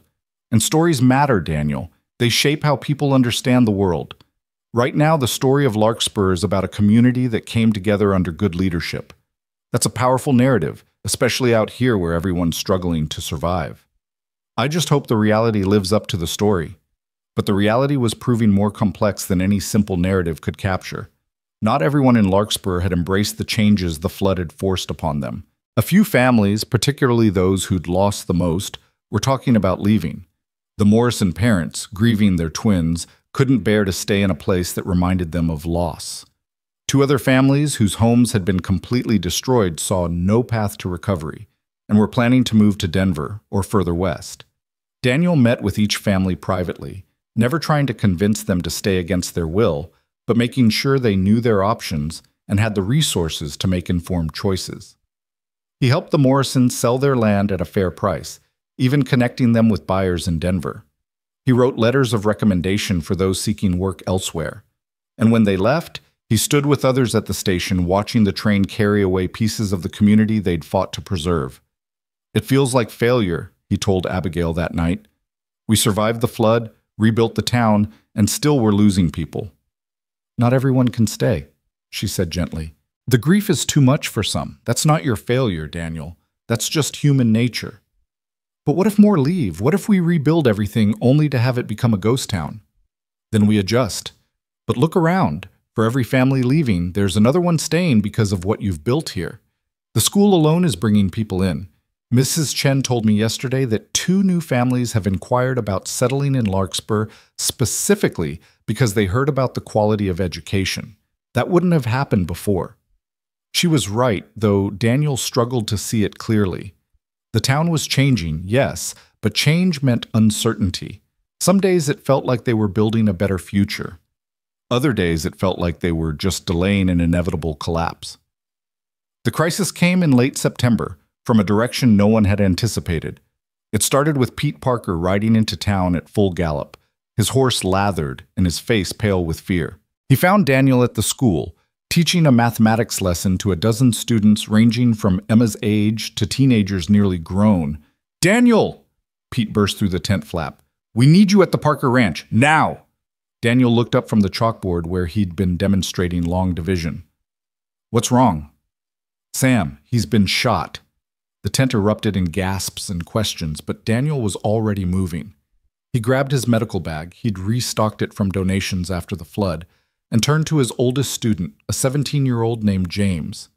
"You're in charge. Continue with the lesson. I'll be back as soon as I can." He followed Pete outside where 2 horses waited. "How bad is it?" "Bad. He was checking the fence line near the creek when someone shot him. We don't know who, we don't know why. My pa found him about an hour ago, got him back to the house, but he's bleeding bad and we don't have a doctor." "I'm not a doctor, Pete. You're the closest thing we've got. Please!" They rode hard, covering the 5 miles to the Parker Ranch in less than 20 minutes. Daniel's mind raced through everything he'd learned about treating wounds during his brief time as a school nurse. Bullet wounds were beyond his experience, but the principles were the same as any trauma: stop the bleeding, prevent infection, stabilize the patient. The Parker house was a sturdy log structure that had survived the flood intact. Inside, Sam lay on the kitchen table, his shirt soaked with blood. His wife Mary hovered nearby, her face streaked with tears. Sam's father, old Jim Parker, stood by the window with a rifle, watching the prairie as if expecting whoever shot Sam to return. "Thank God," Mary said when Daniel entered. "I didn't know what to do. There's so much blood." Daniel forced his hands to stop shaking and moved to the table. Sam was conscious but pale, his breathing shallow. The wound was in his left shoulder, high up near the collarbone. Daniel could see the entry wound but no exit wound, which meant the bullet was still inside. "Sam, can you hear me?" "Unfortunately, yes." Sam's voice was weak, but his eyes were clear. "Hurts like hell, Crane." "I'm sure it does. I need to examine the wound. This is going to hurt worse." "Do what you need to do." Daniel had Sam's shirt cut away and carefully cleaned around the wound with whiskey, the best antiseptic available. The bullet had entered from the front and traveled backward and slightly down, lodging somewhere in the muscle tissue. If it had been 2 inches to the right, it would have hit the lung and Sam would already be dead. As it was, he was losing blood steadily, and the bullet needed to come out before infection set in. "Mary, I need you to boil water, as much as you can, and bring me clean cloth towels, anything white or recently washed." He turned to Pete. "How long ago was he shot?" "Maybe 2 hours. Pa found him about an hour ago, took another hour to get him home, and then for me to ride to town and back." 2 hours. Not ideal, but not catastrophic. Daniel opened his medical bag and pulled out the basic surgical tools he'd acquired: a probe, forceps, a scalpel. They were meant for removing splinters and treating minor cuts, not extracting bullets, but they'd have to do. "Sam, I've never done this before. I'm going to do my best, but you need to know—" "I know, Crane. I trust you anyway. Just make it quick." Daniel gave Sam a leather strap to bite down on and a bottle of whiskey to drink. Not anesthetic exactly, but it would help with the pain. Then he began the slow, careful work of probing the wound, trying to locate the bullet without causing more damage. Sam bore it with remarkable stoicism for the first few minutes, his jaw clenched around the leather strap, sweat pouring down his face. But when Daniel finally located the bullet and began trying to extract it with the forceps, Sam screamed, a raw, animal sound of pure agony. Mary had to leave the room. Jim Parker's hands tightened on his rifle until his knuckles went white. "Almost there," Daniel said, his own hand steady despite his racing heart. "Just a little more." The forceps closed around something solid.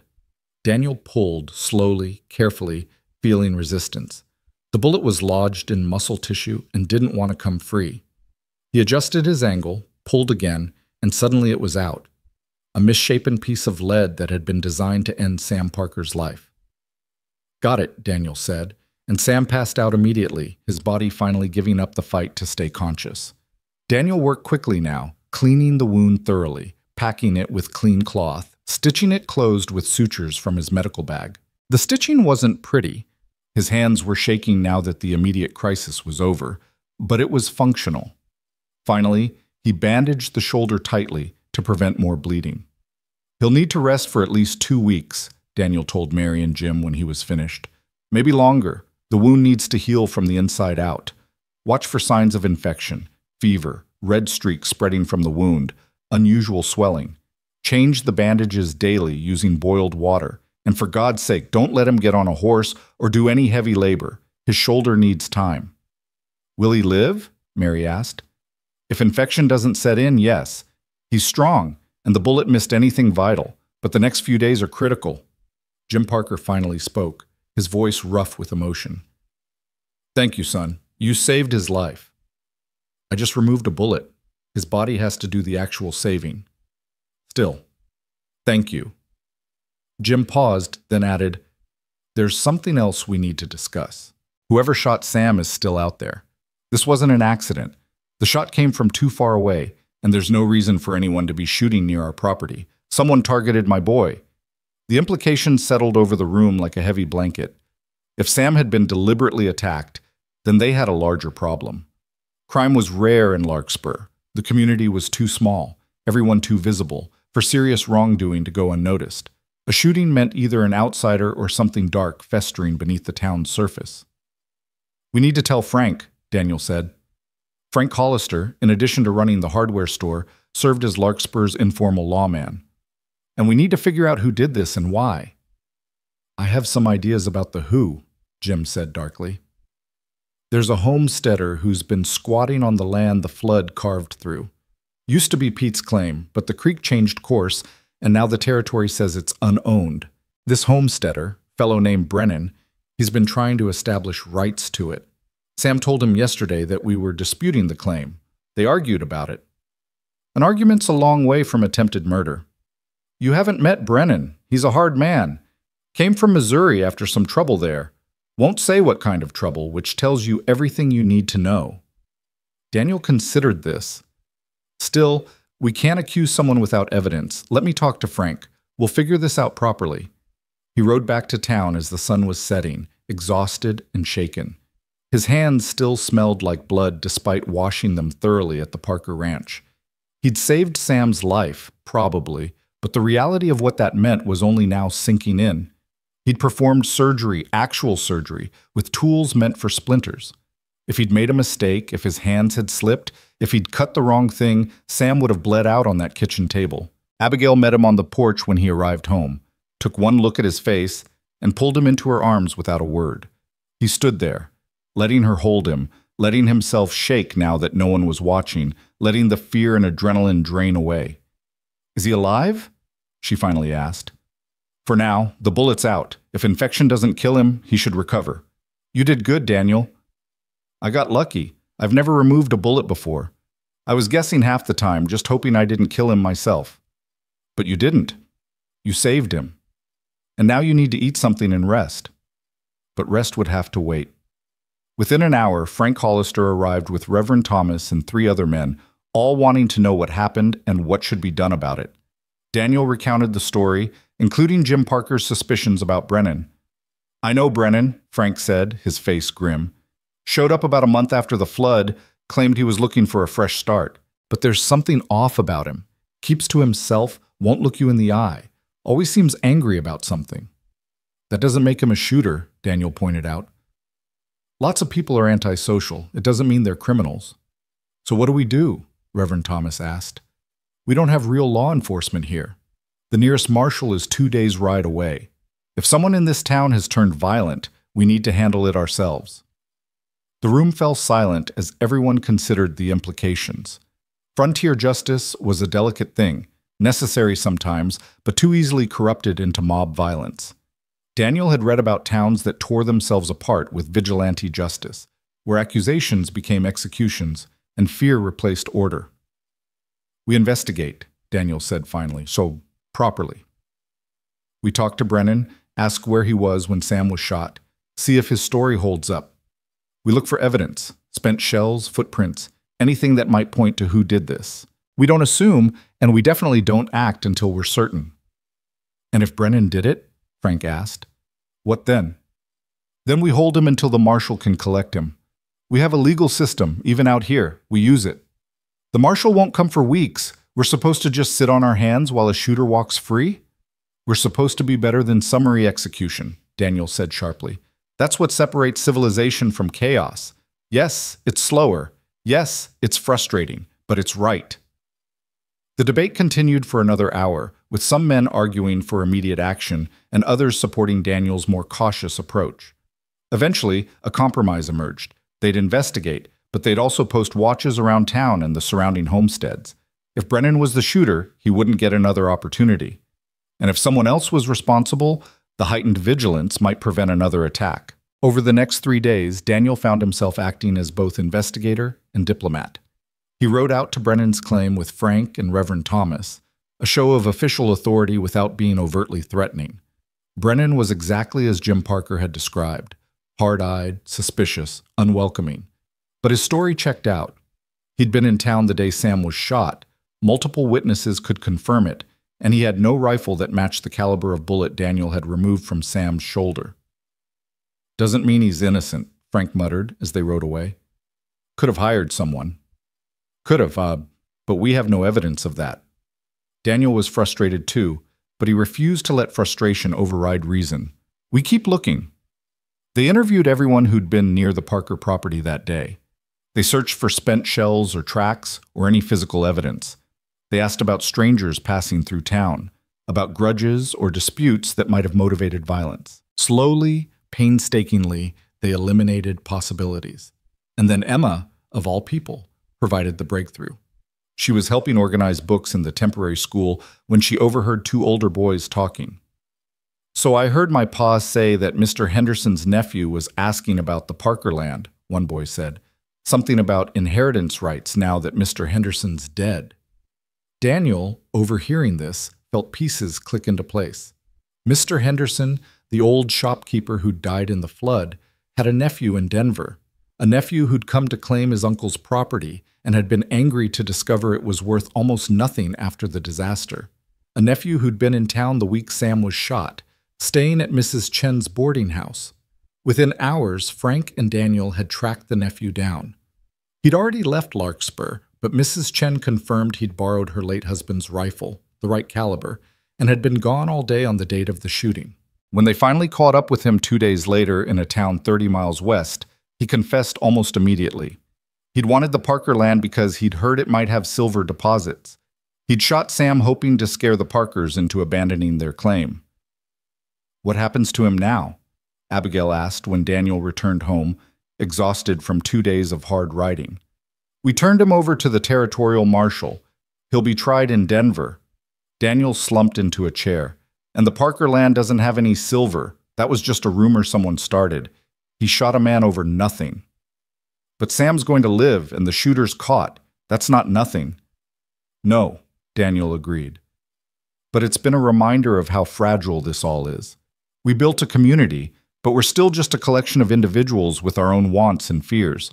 One person's greed, and the whole thing nearly fell apart again."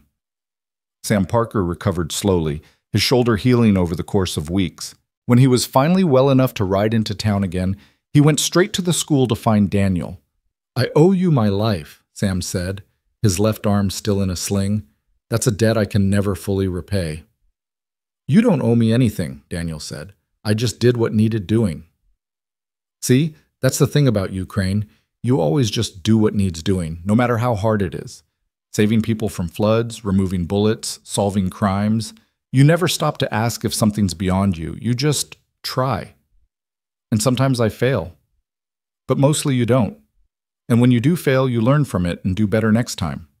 Sam shifted his weight, clearly still in pain but determined to say his piece. "I was the worst to you when you first got here.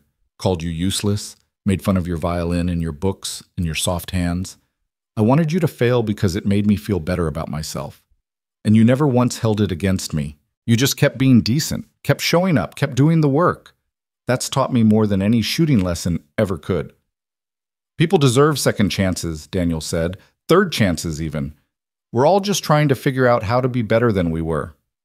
"Well, I'm trying to be more like you, patient, thoughtful, willing to admit when I'm wrong." Sam grinned. "Don't know if I'll ever be good at it, but I'm trying." As autumn deepened into winter's first approach, Larkspur continued its transformation. The new bridge stood solid, tested by fall rains and proving Daniel's design sound. The school was finally moved into a proper building, constructed with funds from donations and territorial grants. Houses were rebuilt, businesses reopened, and the town began to resemble something more than just a disaster recovery site. But more than the physical reconstruction, something had shifted in the community's spirit. The mockery and casual cruelty that had defined Daniel's early months had been replaced with genuine respect. People sought his counsel not because they had to, but because they valued his perspective. They followed his lead not out of desperation, but out of trust. One evening in late October, as the first real cold settled over the prairie, Larkspur held a community dinner in the new church hall. Everyone contributed what they could: roasted chickens, vegetables from the fall harvest, pies and bread and preserves. It was a celebration of survival, of rebuilding, of making it through the hardest season any of them had ever known. Daniel stood to speak, not because he'd been asked to give a formal speech, but because people expected him to say something. He looked out at the faces gathered around the tables: Sam and his family, Frank and Martha, Mrs. Chen and Reverend Thomas, Pete and all the others. People who'd laughed at him, people who'd doubted him, people who'd become somehow his people. "I'm not good at speeches," he began, which made several people chuckle. "But I want to say something about this community. When I first arrived, I wasn't what anyone expected or wanted. I was different, and difference made me suspect. But you all taught me something important. Communities aren't built on everyone being the same. They're built on everyone being willing to work together despite their differences. You needed someone organized, and I could be that. I needed people who understood this land and how to work it, and you were that. Together, we made something neither of us could have made alone." He paused, gathering his thoughts. The flood destroyed a lot. Buildings, lives, certainty about the future. But it also revealed something that was always there beneath the surface: the capacity of ordinary people to be extraordinary when circumstances demand it. Every person in this room has been a hero in the last 6 months. You've rebuilt, persevered, supported each other. That's not because I organized it. That's because you chose to. I just gave you a framework to work within. "Stop being so humble," Frank called out. "You saved this town, Crane. Own it." "No," Daniel said firmly. "We saved this town, all of us together. And that's the truth I want us to remember going forward. Not the story of one person being heroic, but the story of a whole community deciding to be heroic together. That's what I hope we pass down to our children. Not that they need to be like any one of us, but that they need to work with each other, value each other's different strengths, and build something bigger than any individual could create alone." The dinner continued late into the night with music and laughter and the warm feeling of belonging that comes from shared struggle and shared triumph. Daniel played his violin, folk songs and dance tunes that got people moving and clapping. Children ran between the tables, playing games and stealing extra cookies. Adults talked and planned and dreamed about futures that suddenly seemed possible again. And in the midst of it all, Daniel Crane, the mail-order husband who'd arrived with a violin and a suitcase of books, the laughingstock who'd become the leader, the gentle fool who'd proven to be the wisest one among them, understood that he'd finally found what he'd been searching for when he left Boston. Not escape from grief, not proof that he was strong enough, not revenge against those who doubted him, just a place where he belonged, a family that chose him as much as he'd chosen them, and a community that had learned the hardest possible way that trust isn't about power or swagger or meeting expectations. Trust is earned through action, proven through crisis, and built one difficult choice at a time by people who decide that who you are matters more than who they wanted you to be. Winter came to Colorado with its customary brutality, transforming the prairie into an endless expanse of white silence. The first heavy snow fell in early November, blanketing Larkspur in 2 feet of powder that made travel nearly impossible and turned the rebuilt town into an isolated island. But this time, unlike winters past, the community was prepared. Food stores were full from the fall harvest. Firewood had been cut and stacked throughout the summer. Every home had been weatherproofed and reinforced. The preparations Daniel had insisted on, the ones some had grumbled about as excessive, proved their worth when the temperature dropped below zero and stayed there for weeks. The school continued despite the weather, with children trudging through snowdrifts to reach the building where Daniel had installed a massive stove that kept the space warm enough for learning. Emma thrived in her role as his assistant, helping younger students with their letters while Daniel worked with the older ones on advanced subjects. She was reading at a level years beyond her age now, devouring books on history, science, and literature with an appetite that both thrilled and worried her mother. "What if she grows beyond this place?" Abigail asked Daniel one night as they sat by their own fire, mending clothes while the wind howled outside. "What if she wants more than Larkspur can give her?" "Then we help her find it," Daniel said without hesitation. "That's what parents do, prepare their children for the lives they want, not the lives we want for them." "But she's only 8. I'm not ready to think about her leaving." "She's 8 now. She'll be 18 before we blink. And when that day comes, I want her to have every possible choice available to her. That means education, opportunity, and the confidence to pursue whatever calls to her." He set down the shirt he was mending and looked at Abigail seriously. "I know that's frightening. Thomas grew up here, died here, and probably expected Emma to do the same. But the world is changing, Abigail. The frontier is closing. In 20 years, Colorado will look nothing like it does now. Our children need to be ready for that world, not just this one. You sound like you've been thinking about this a lot. I have. Because it's not just Emma. It's all the children in this town. They deserve better than what most frontier communities offer, which is basic literacy and arithmetic, than a life of hard labor with no other options. I want them to know they can be more if they choose. Ranchers or teachers, farmers or doctors, whatever they want. But they can't choose if they don't know the options exist. Abigail studied her husband in the firelight. He'd changed over the months since that terrible night of the flood. The softness that had made him seem weak was still there. The gentleness in how he spoke to children, the patience with which he explained difficult concepts, the kindness he showed to everyone regardless of how they'd treated him. But it was tempered now with something harder, a core of certainty about who he was and what he valued. He'd stopped apologizing for being different. He'd stopped trying to become what others expected. He was simply, completely himself. "I love you," she said suddenly. "I don't think I've ever actually said that out loud." Daniel looked startled, then pleased, then almost shy. "I love you too, though I wasn't sure you felt the same. Our marriage started so practically, an arrangement, a solution to problems. I was afraid that's all it would ever be." "It was that at first," Abigail admitted. "I needed help with the ranch and someone to be a father to Emma. You needed a fresh start and a purpose. But somewhere along the way it became something else. I'm not sure exactly when." "I am," Daniel said. "The flood. When you grabbed my hand in the church and told me I wasn't alone. That's when I knew this was real. That we were real." The moment stretched between them, warm and comfortable. Outside, the wind continued its assault on the house, but inside they were safe, together, building something that would outlast any storm.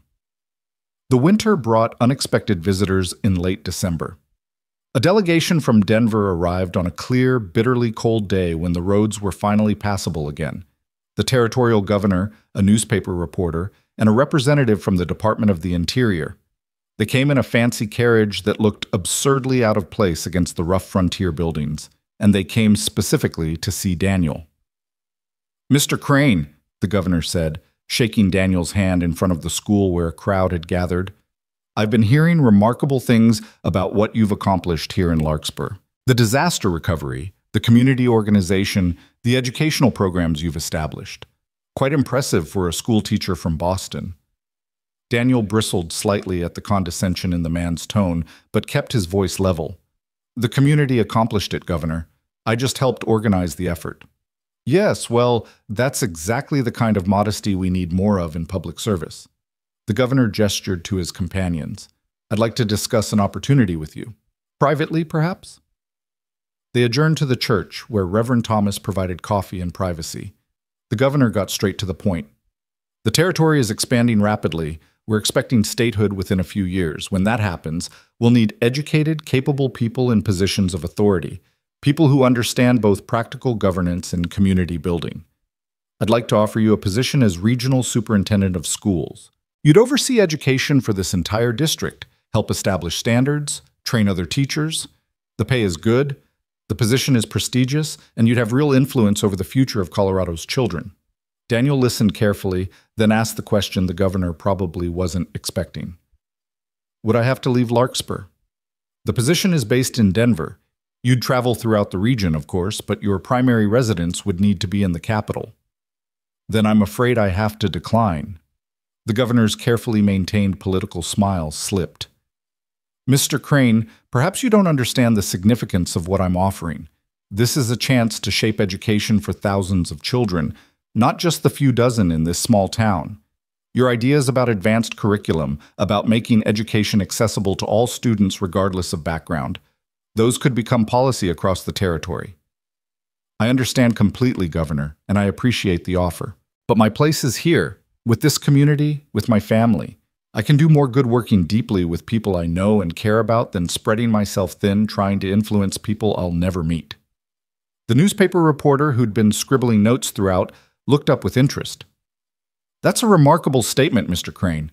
Most men would jump at the chance for power and prestige." "Then most men and I have different priorities," Daniel said. "Power without connection is empty. Prestige without purpose is hollow. I didn't come west to climb social ladders.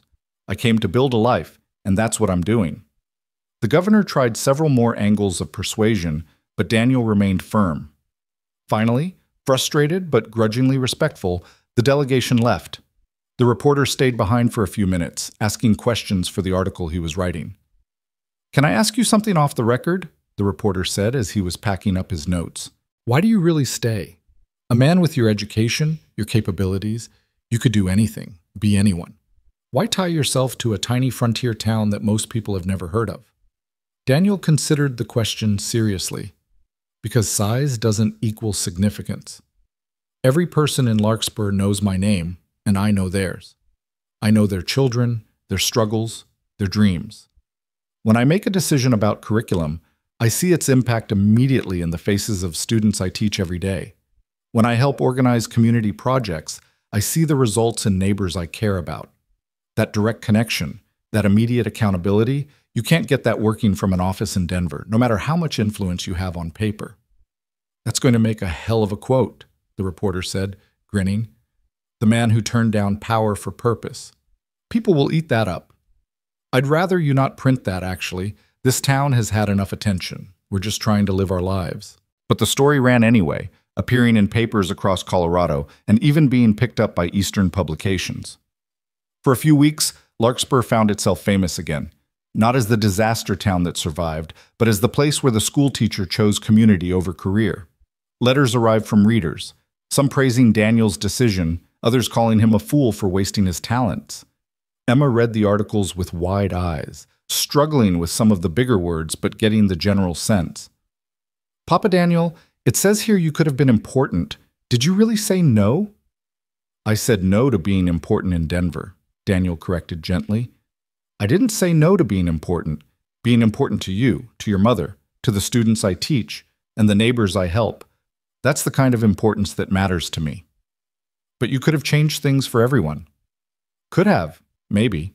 Or I might have become just another bureaucrat pushing papers and losing touch with why education matters in the first place." "That happens a lot in government, Emma. People start with good intentions and end up so far removed from the actual work that they forget what they were trying to accomplish." He pulled her onto his lap, something she was getting almost too big for. "Besides, I'm changing things for everyone. Just not all at once, and not from a position of power. Real change happens slowly, person by person, conversation by conversation. That's the kind of change that lasts." The attention from the newspaper articles brought an unexpected consequence in early spring. A young woman arrived in Larkspur looking for Daniel, carrying a carpet bag and an air of desperate determination. She found him at the school during afternoon lessons and waited patiently until he dismissed his students. "Mr. Crane? My name is Margaret Sullivan. I'm a teacher from Philadelphia. I read about your school, about what you're trying to build here, and She paused, gathering courage. "I want to help. I want to teach here, if you'll have me." Daniel was taken aback. "Miss Sullivan, I appreciate the offer, but I'm not sure we can support 2 teachers. The town is small, resources are limited. I don't need much, just room and board, and the chance to make a difference.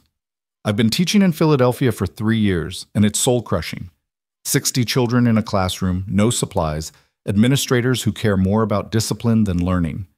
When I read about your school, about students learning Latin and advanced mathematics, about education being accessible to everyone regardless of background, that's what I became a teacher for. Please, Mr. Crane, let me prove myself." Daniel looked at this young woman who reminded him so much of himself 8 months ago. Eager, idealistic, willing to leave everything familiar for a chance at something meaningful. He thought about the growing enrollment, about the families still sending their children from surrounding homesteads, about how he was stretching himself thin, trying to teach 3 different grade levels simultaneously. "All right," he said, 2-month trial. I'll talk to the town council about finding you accommodation and arranging a small salary. If it works out, we'll make it permanent. Fair?" Margaret's face lit up with joy so pure it made Daniel smile. "More than fair. Thank you, Mr. Crane. You won't regret this." But the town council, when he presented the idea that evening, was less enthusiastic. Frank Hollister, who'd become one of Daniel's strongest supporters, nonetheless had concerns. 2 teachers for a town this size? Daniel, we're still recovering from the flood. We've got limited funds, and hiring another teacher means less money for other needs. What other needs are more important than education? Daniel challenged. We've rebuilt the buildings. We've secured food supplies. We've established trade routes. The next step is investing in the future, and that means investing in children. Miss Sullivan is offering to work for minimal compensation. She's qualified, experienced, and passionate. And with her help, we could expand our programs even further. Music classes, art, sciences we don't currently teach. We could become the best school in the territory. Or we could waste money we don't have on fancy ideas, another council member said. Basic reading and arithmetic is good enough for frontier children. Is it? Daniel's voice was sharp now, his patience worn thin by months of fighting for every improvement. Is good enough really what we want for our children? Because I've seen what happens to communities that settle for good enough. They stagnate, die, become ghost towns when something better comes along. If we want Larkspur to thrive, to be a place where people want to stay and raise families, we need to offer more than just basic survival. We need to offer opportunity. The debate continued for hours, with council members arguing back and forth about budgets and priorities and visions for the town's future. Daniel made his case passionately but carefully, using specific examples of how expanded education would benefit the community. He pointed out families who'd already moved to Larkspur specifically for the school. He talked about property values increasing when towns had strong educational institutions. He painted a picture of a future where Larkspur wasn't just another small frontier town, but a center of learning and culture. In the end, the vote was close, but it passed. Margaret Sullivan would be hired on a trial basis, with the understanding that her position depended on enrollment remaining strong and the town's finances staying stable. Margaret threw herself into teaching with the same intensity Daniel had brought to everything he'd done in Larkspur. She took over the younger students, implementing innovative teaching methods she'd learned in Philadelphia. She started a girls' reading circle, recognizing that female students often got overlooked in frontier education. She organized a spring concert where students performed music and recitations, giving the community something to celebrate after a long, hard winter. Emma, now 9 and reading at an 8th grade level, blossomed under Margaret's attention.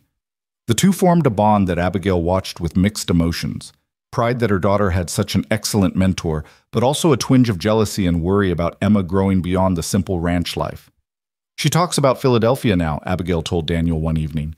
About universities and libraries and museums, things we can't give her here. Not yet, Daniel said. But someday, if that's what she wants, we'll find a way. I've been setting aside money for my teaching salary. By the time she's 17 or 18, we should have enough saved to send her east for education if she chooses that path. And if she chooses it, if she leaves and never comes back, then we'll be sad, but we'll be proud, because we raised a daughter who knew she had choices and wasn't afraid to make them. Daniel took Abigail's hand. Our job isn't to keep her here forever. Our job is to give her roots strong enough that she can grow wings. Spring brought new life to the prairie and new challenges to Larkspur. The winter had been hard on the cattle, and several families had lost significant portions of their herds. The Parker Ranch, still recovering from Sam's injury in the shooting, was hit particularly hard. When Sam came to Daniel in April, his face was grim with worry. I'm going to have to sell the land, Sam said. Can't afford to restock the herd, can't make the ranch profitable with what's left. I've got offers from buyers in Denver, investors who want to buy up frontier land cheap and hold it until Colorado gets statehood. But if I sell to them, it won't be a ranch anymore. It'll just be speculation property, sitting empty while they wait for values to increase. How much do you need to keep it? Daniel asked. More than I have. Maybe $300 to buy enough cattle to rebuild the herd properly. I've got about half that saved, but the rest… Sam shrugged helplessly. I can't borrow it. No bank will loan to a frontier rancher with no collateral. Daniel was quiet for a moment, thinking. What if the community pooled resources? A group investment, several families contributing what they can, with the understanding that they get paid back with interest once the ranch is profitable again. That's asking a lot.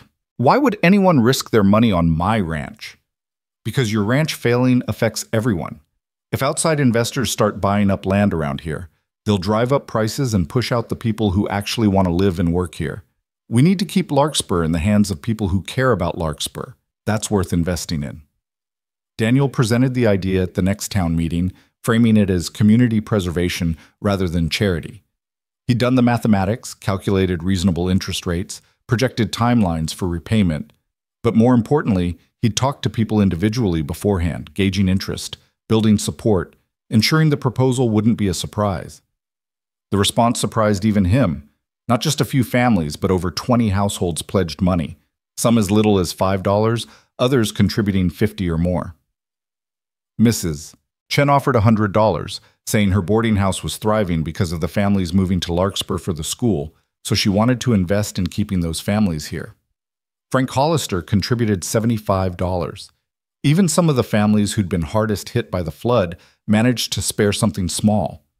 Within a week, they'd raised nearly $500, more than enough to save the Parker Ranch and establish a community fund for future emergencies. Sam Parker stood in the church where the money had been collected and counted, looking at the pile of cash and promissory notes that represented his neighbors' faith in him, and broke down crying. Not quiet tears, but great heaving sobs that shook his shoulders.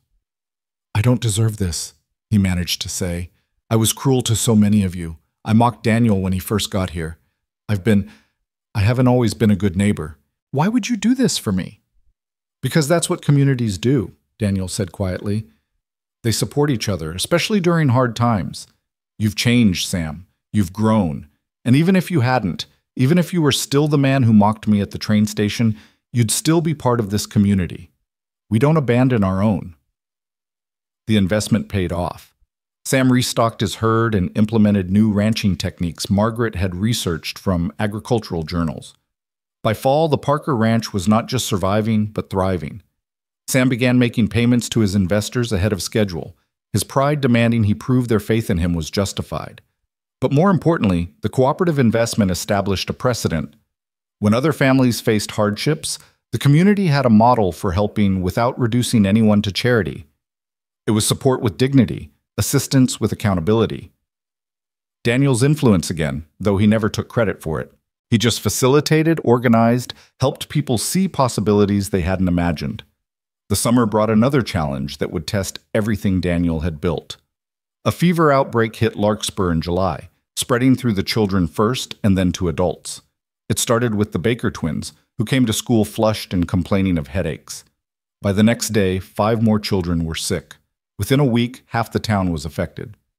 Daniel closed the school immediately and converted it into a makeshift infirmary.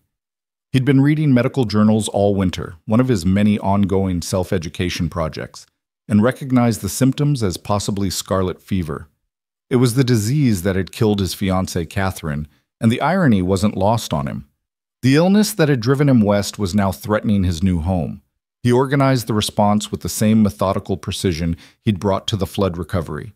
Quarantine protocols to prevent spread, nursing rotations so caregivers didn't exhaust themselves, hydration and fever management strategies based on the latest medical understanding.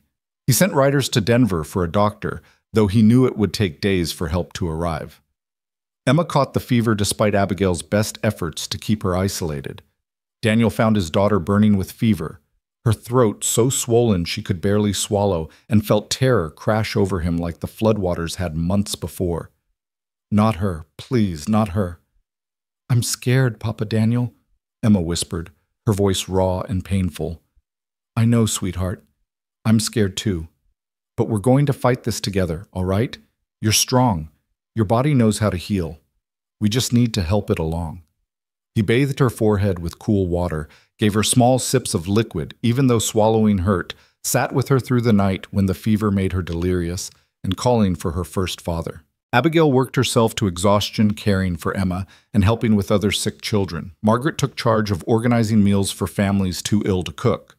Sam and Frank coordinated a system for delivering supplies to quarantined households. The whole town mobilized, using the organizational structures Daniel had established during the flood, responding to crisis with practiced efficiency.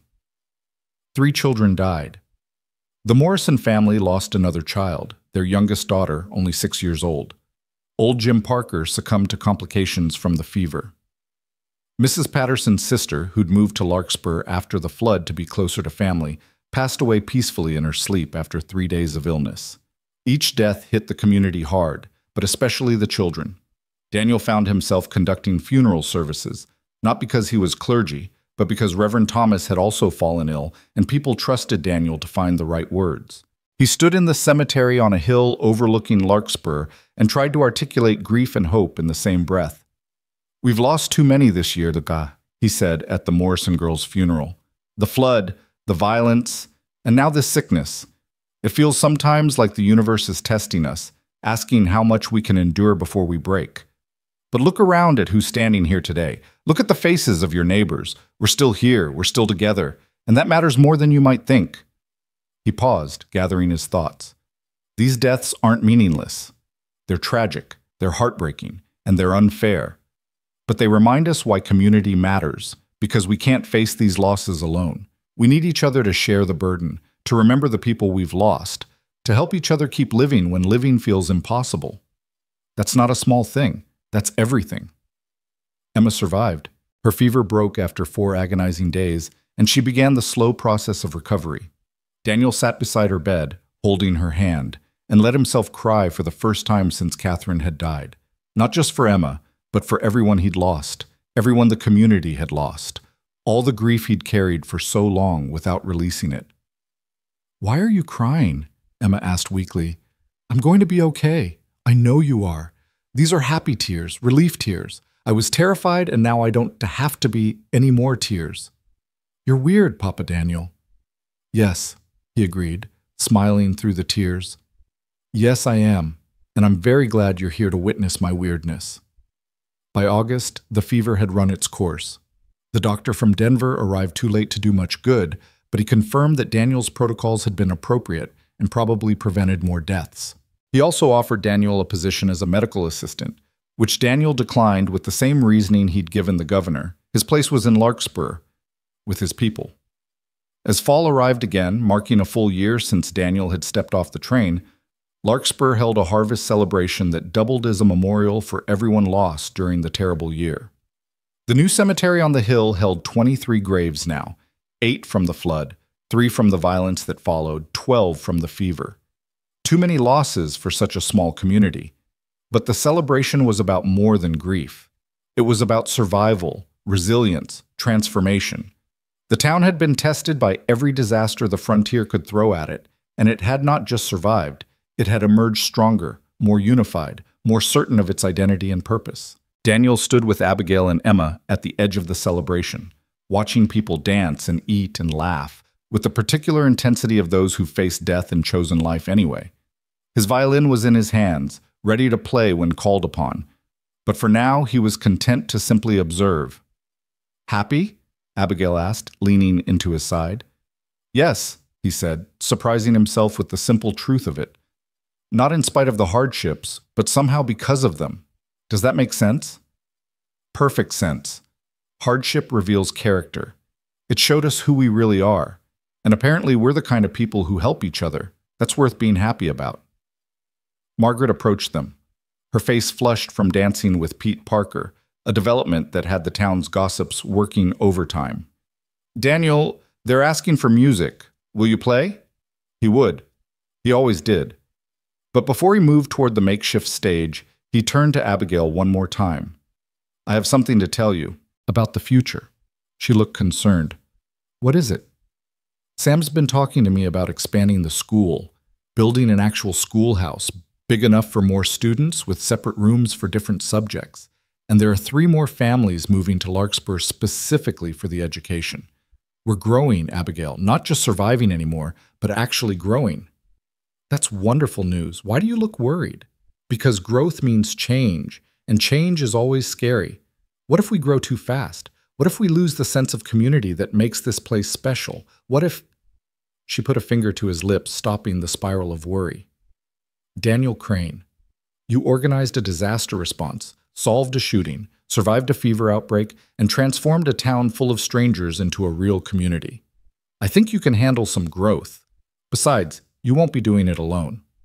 That's the whole point of what we've built here. None of us are alone anymore." He kissed her then, in front of the whole town, not caring who saw or what they thought.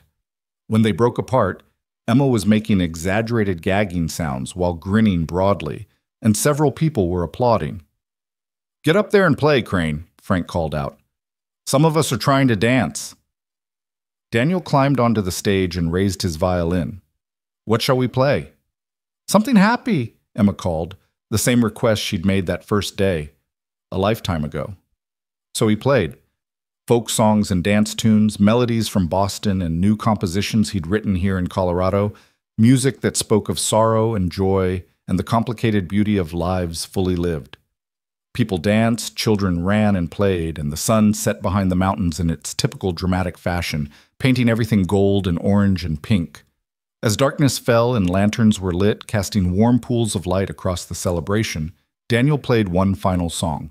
Not something from Boston or Philadelphia or anywhere else civilized and far away. Something new, something he'd been composing in quiet moments throughout the year.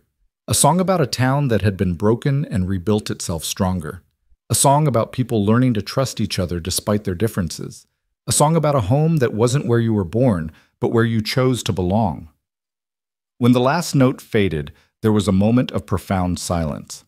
Then Sam Parker stood up, his healing shoulders still stiff but his voice strong. "To Daniel Crane," Sam said, raising his glass. "The man we laughed at. The man who saved us. The man who taught us that strength isn't about muscle or swagger. It's about showing up, doing the work, and giving a damn about your neighbors. To the only man in Larkspur we can truly trust, because he's proven it 100 different ways. To the best mail-order husband that ever was." The crowd erupted in cheers and laughter, affectionate laughter this time, not mocking. People raised glasses and called out their own toasts. To Daniel, to Larkspur, to survival and community and futures that suddenly seemed bright with possibility. Daniel stood there, overwhelmed, his face flushed with embarrassment and pleasure in equal measure. This was never what he'd imagined when he answered Abigail's advertisement. He'd thought he was looking for escape, for a fresh start, for a place to hide from grief. Instead, he'd found purpose. He'd found family. He'd found that the person everyone underestimated, the gentle fool with his books and his violin, could become the person everyone needed most, not by changing who he was, but by being exactly himself with stubborn consistency. Abigail joined him on the stage, slipping her hand into his. Emma ran up and hugged both their legs simultaneously. Margaret and Sam and Frank and Mrs., Chen and Reverend Thomas and dozens of others crowded around, all talking and laughing and celebrating not just the harvest, but everything they'd become together. Later, much later, when the celebration had wound down and people had returned to their homes, Daniel stood alone on the church steps looking out at the town.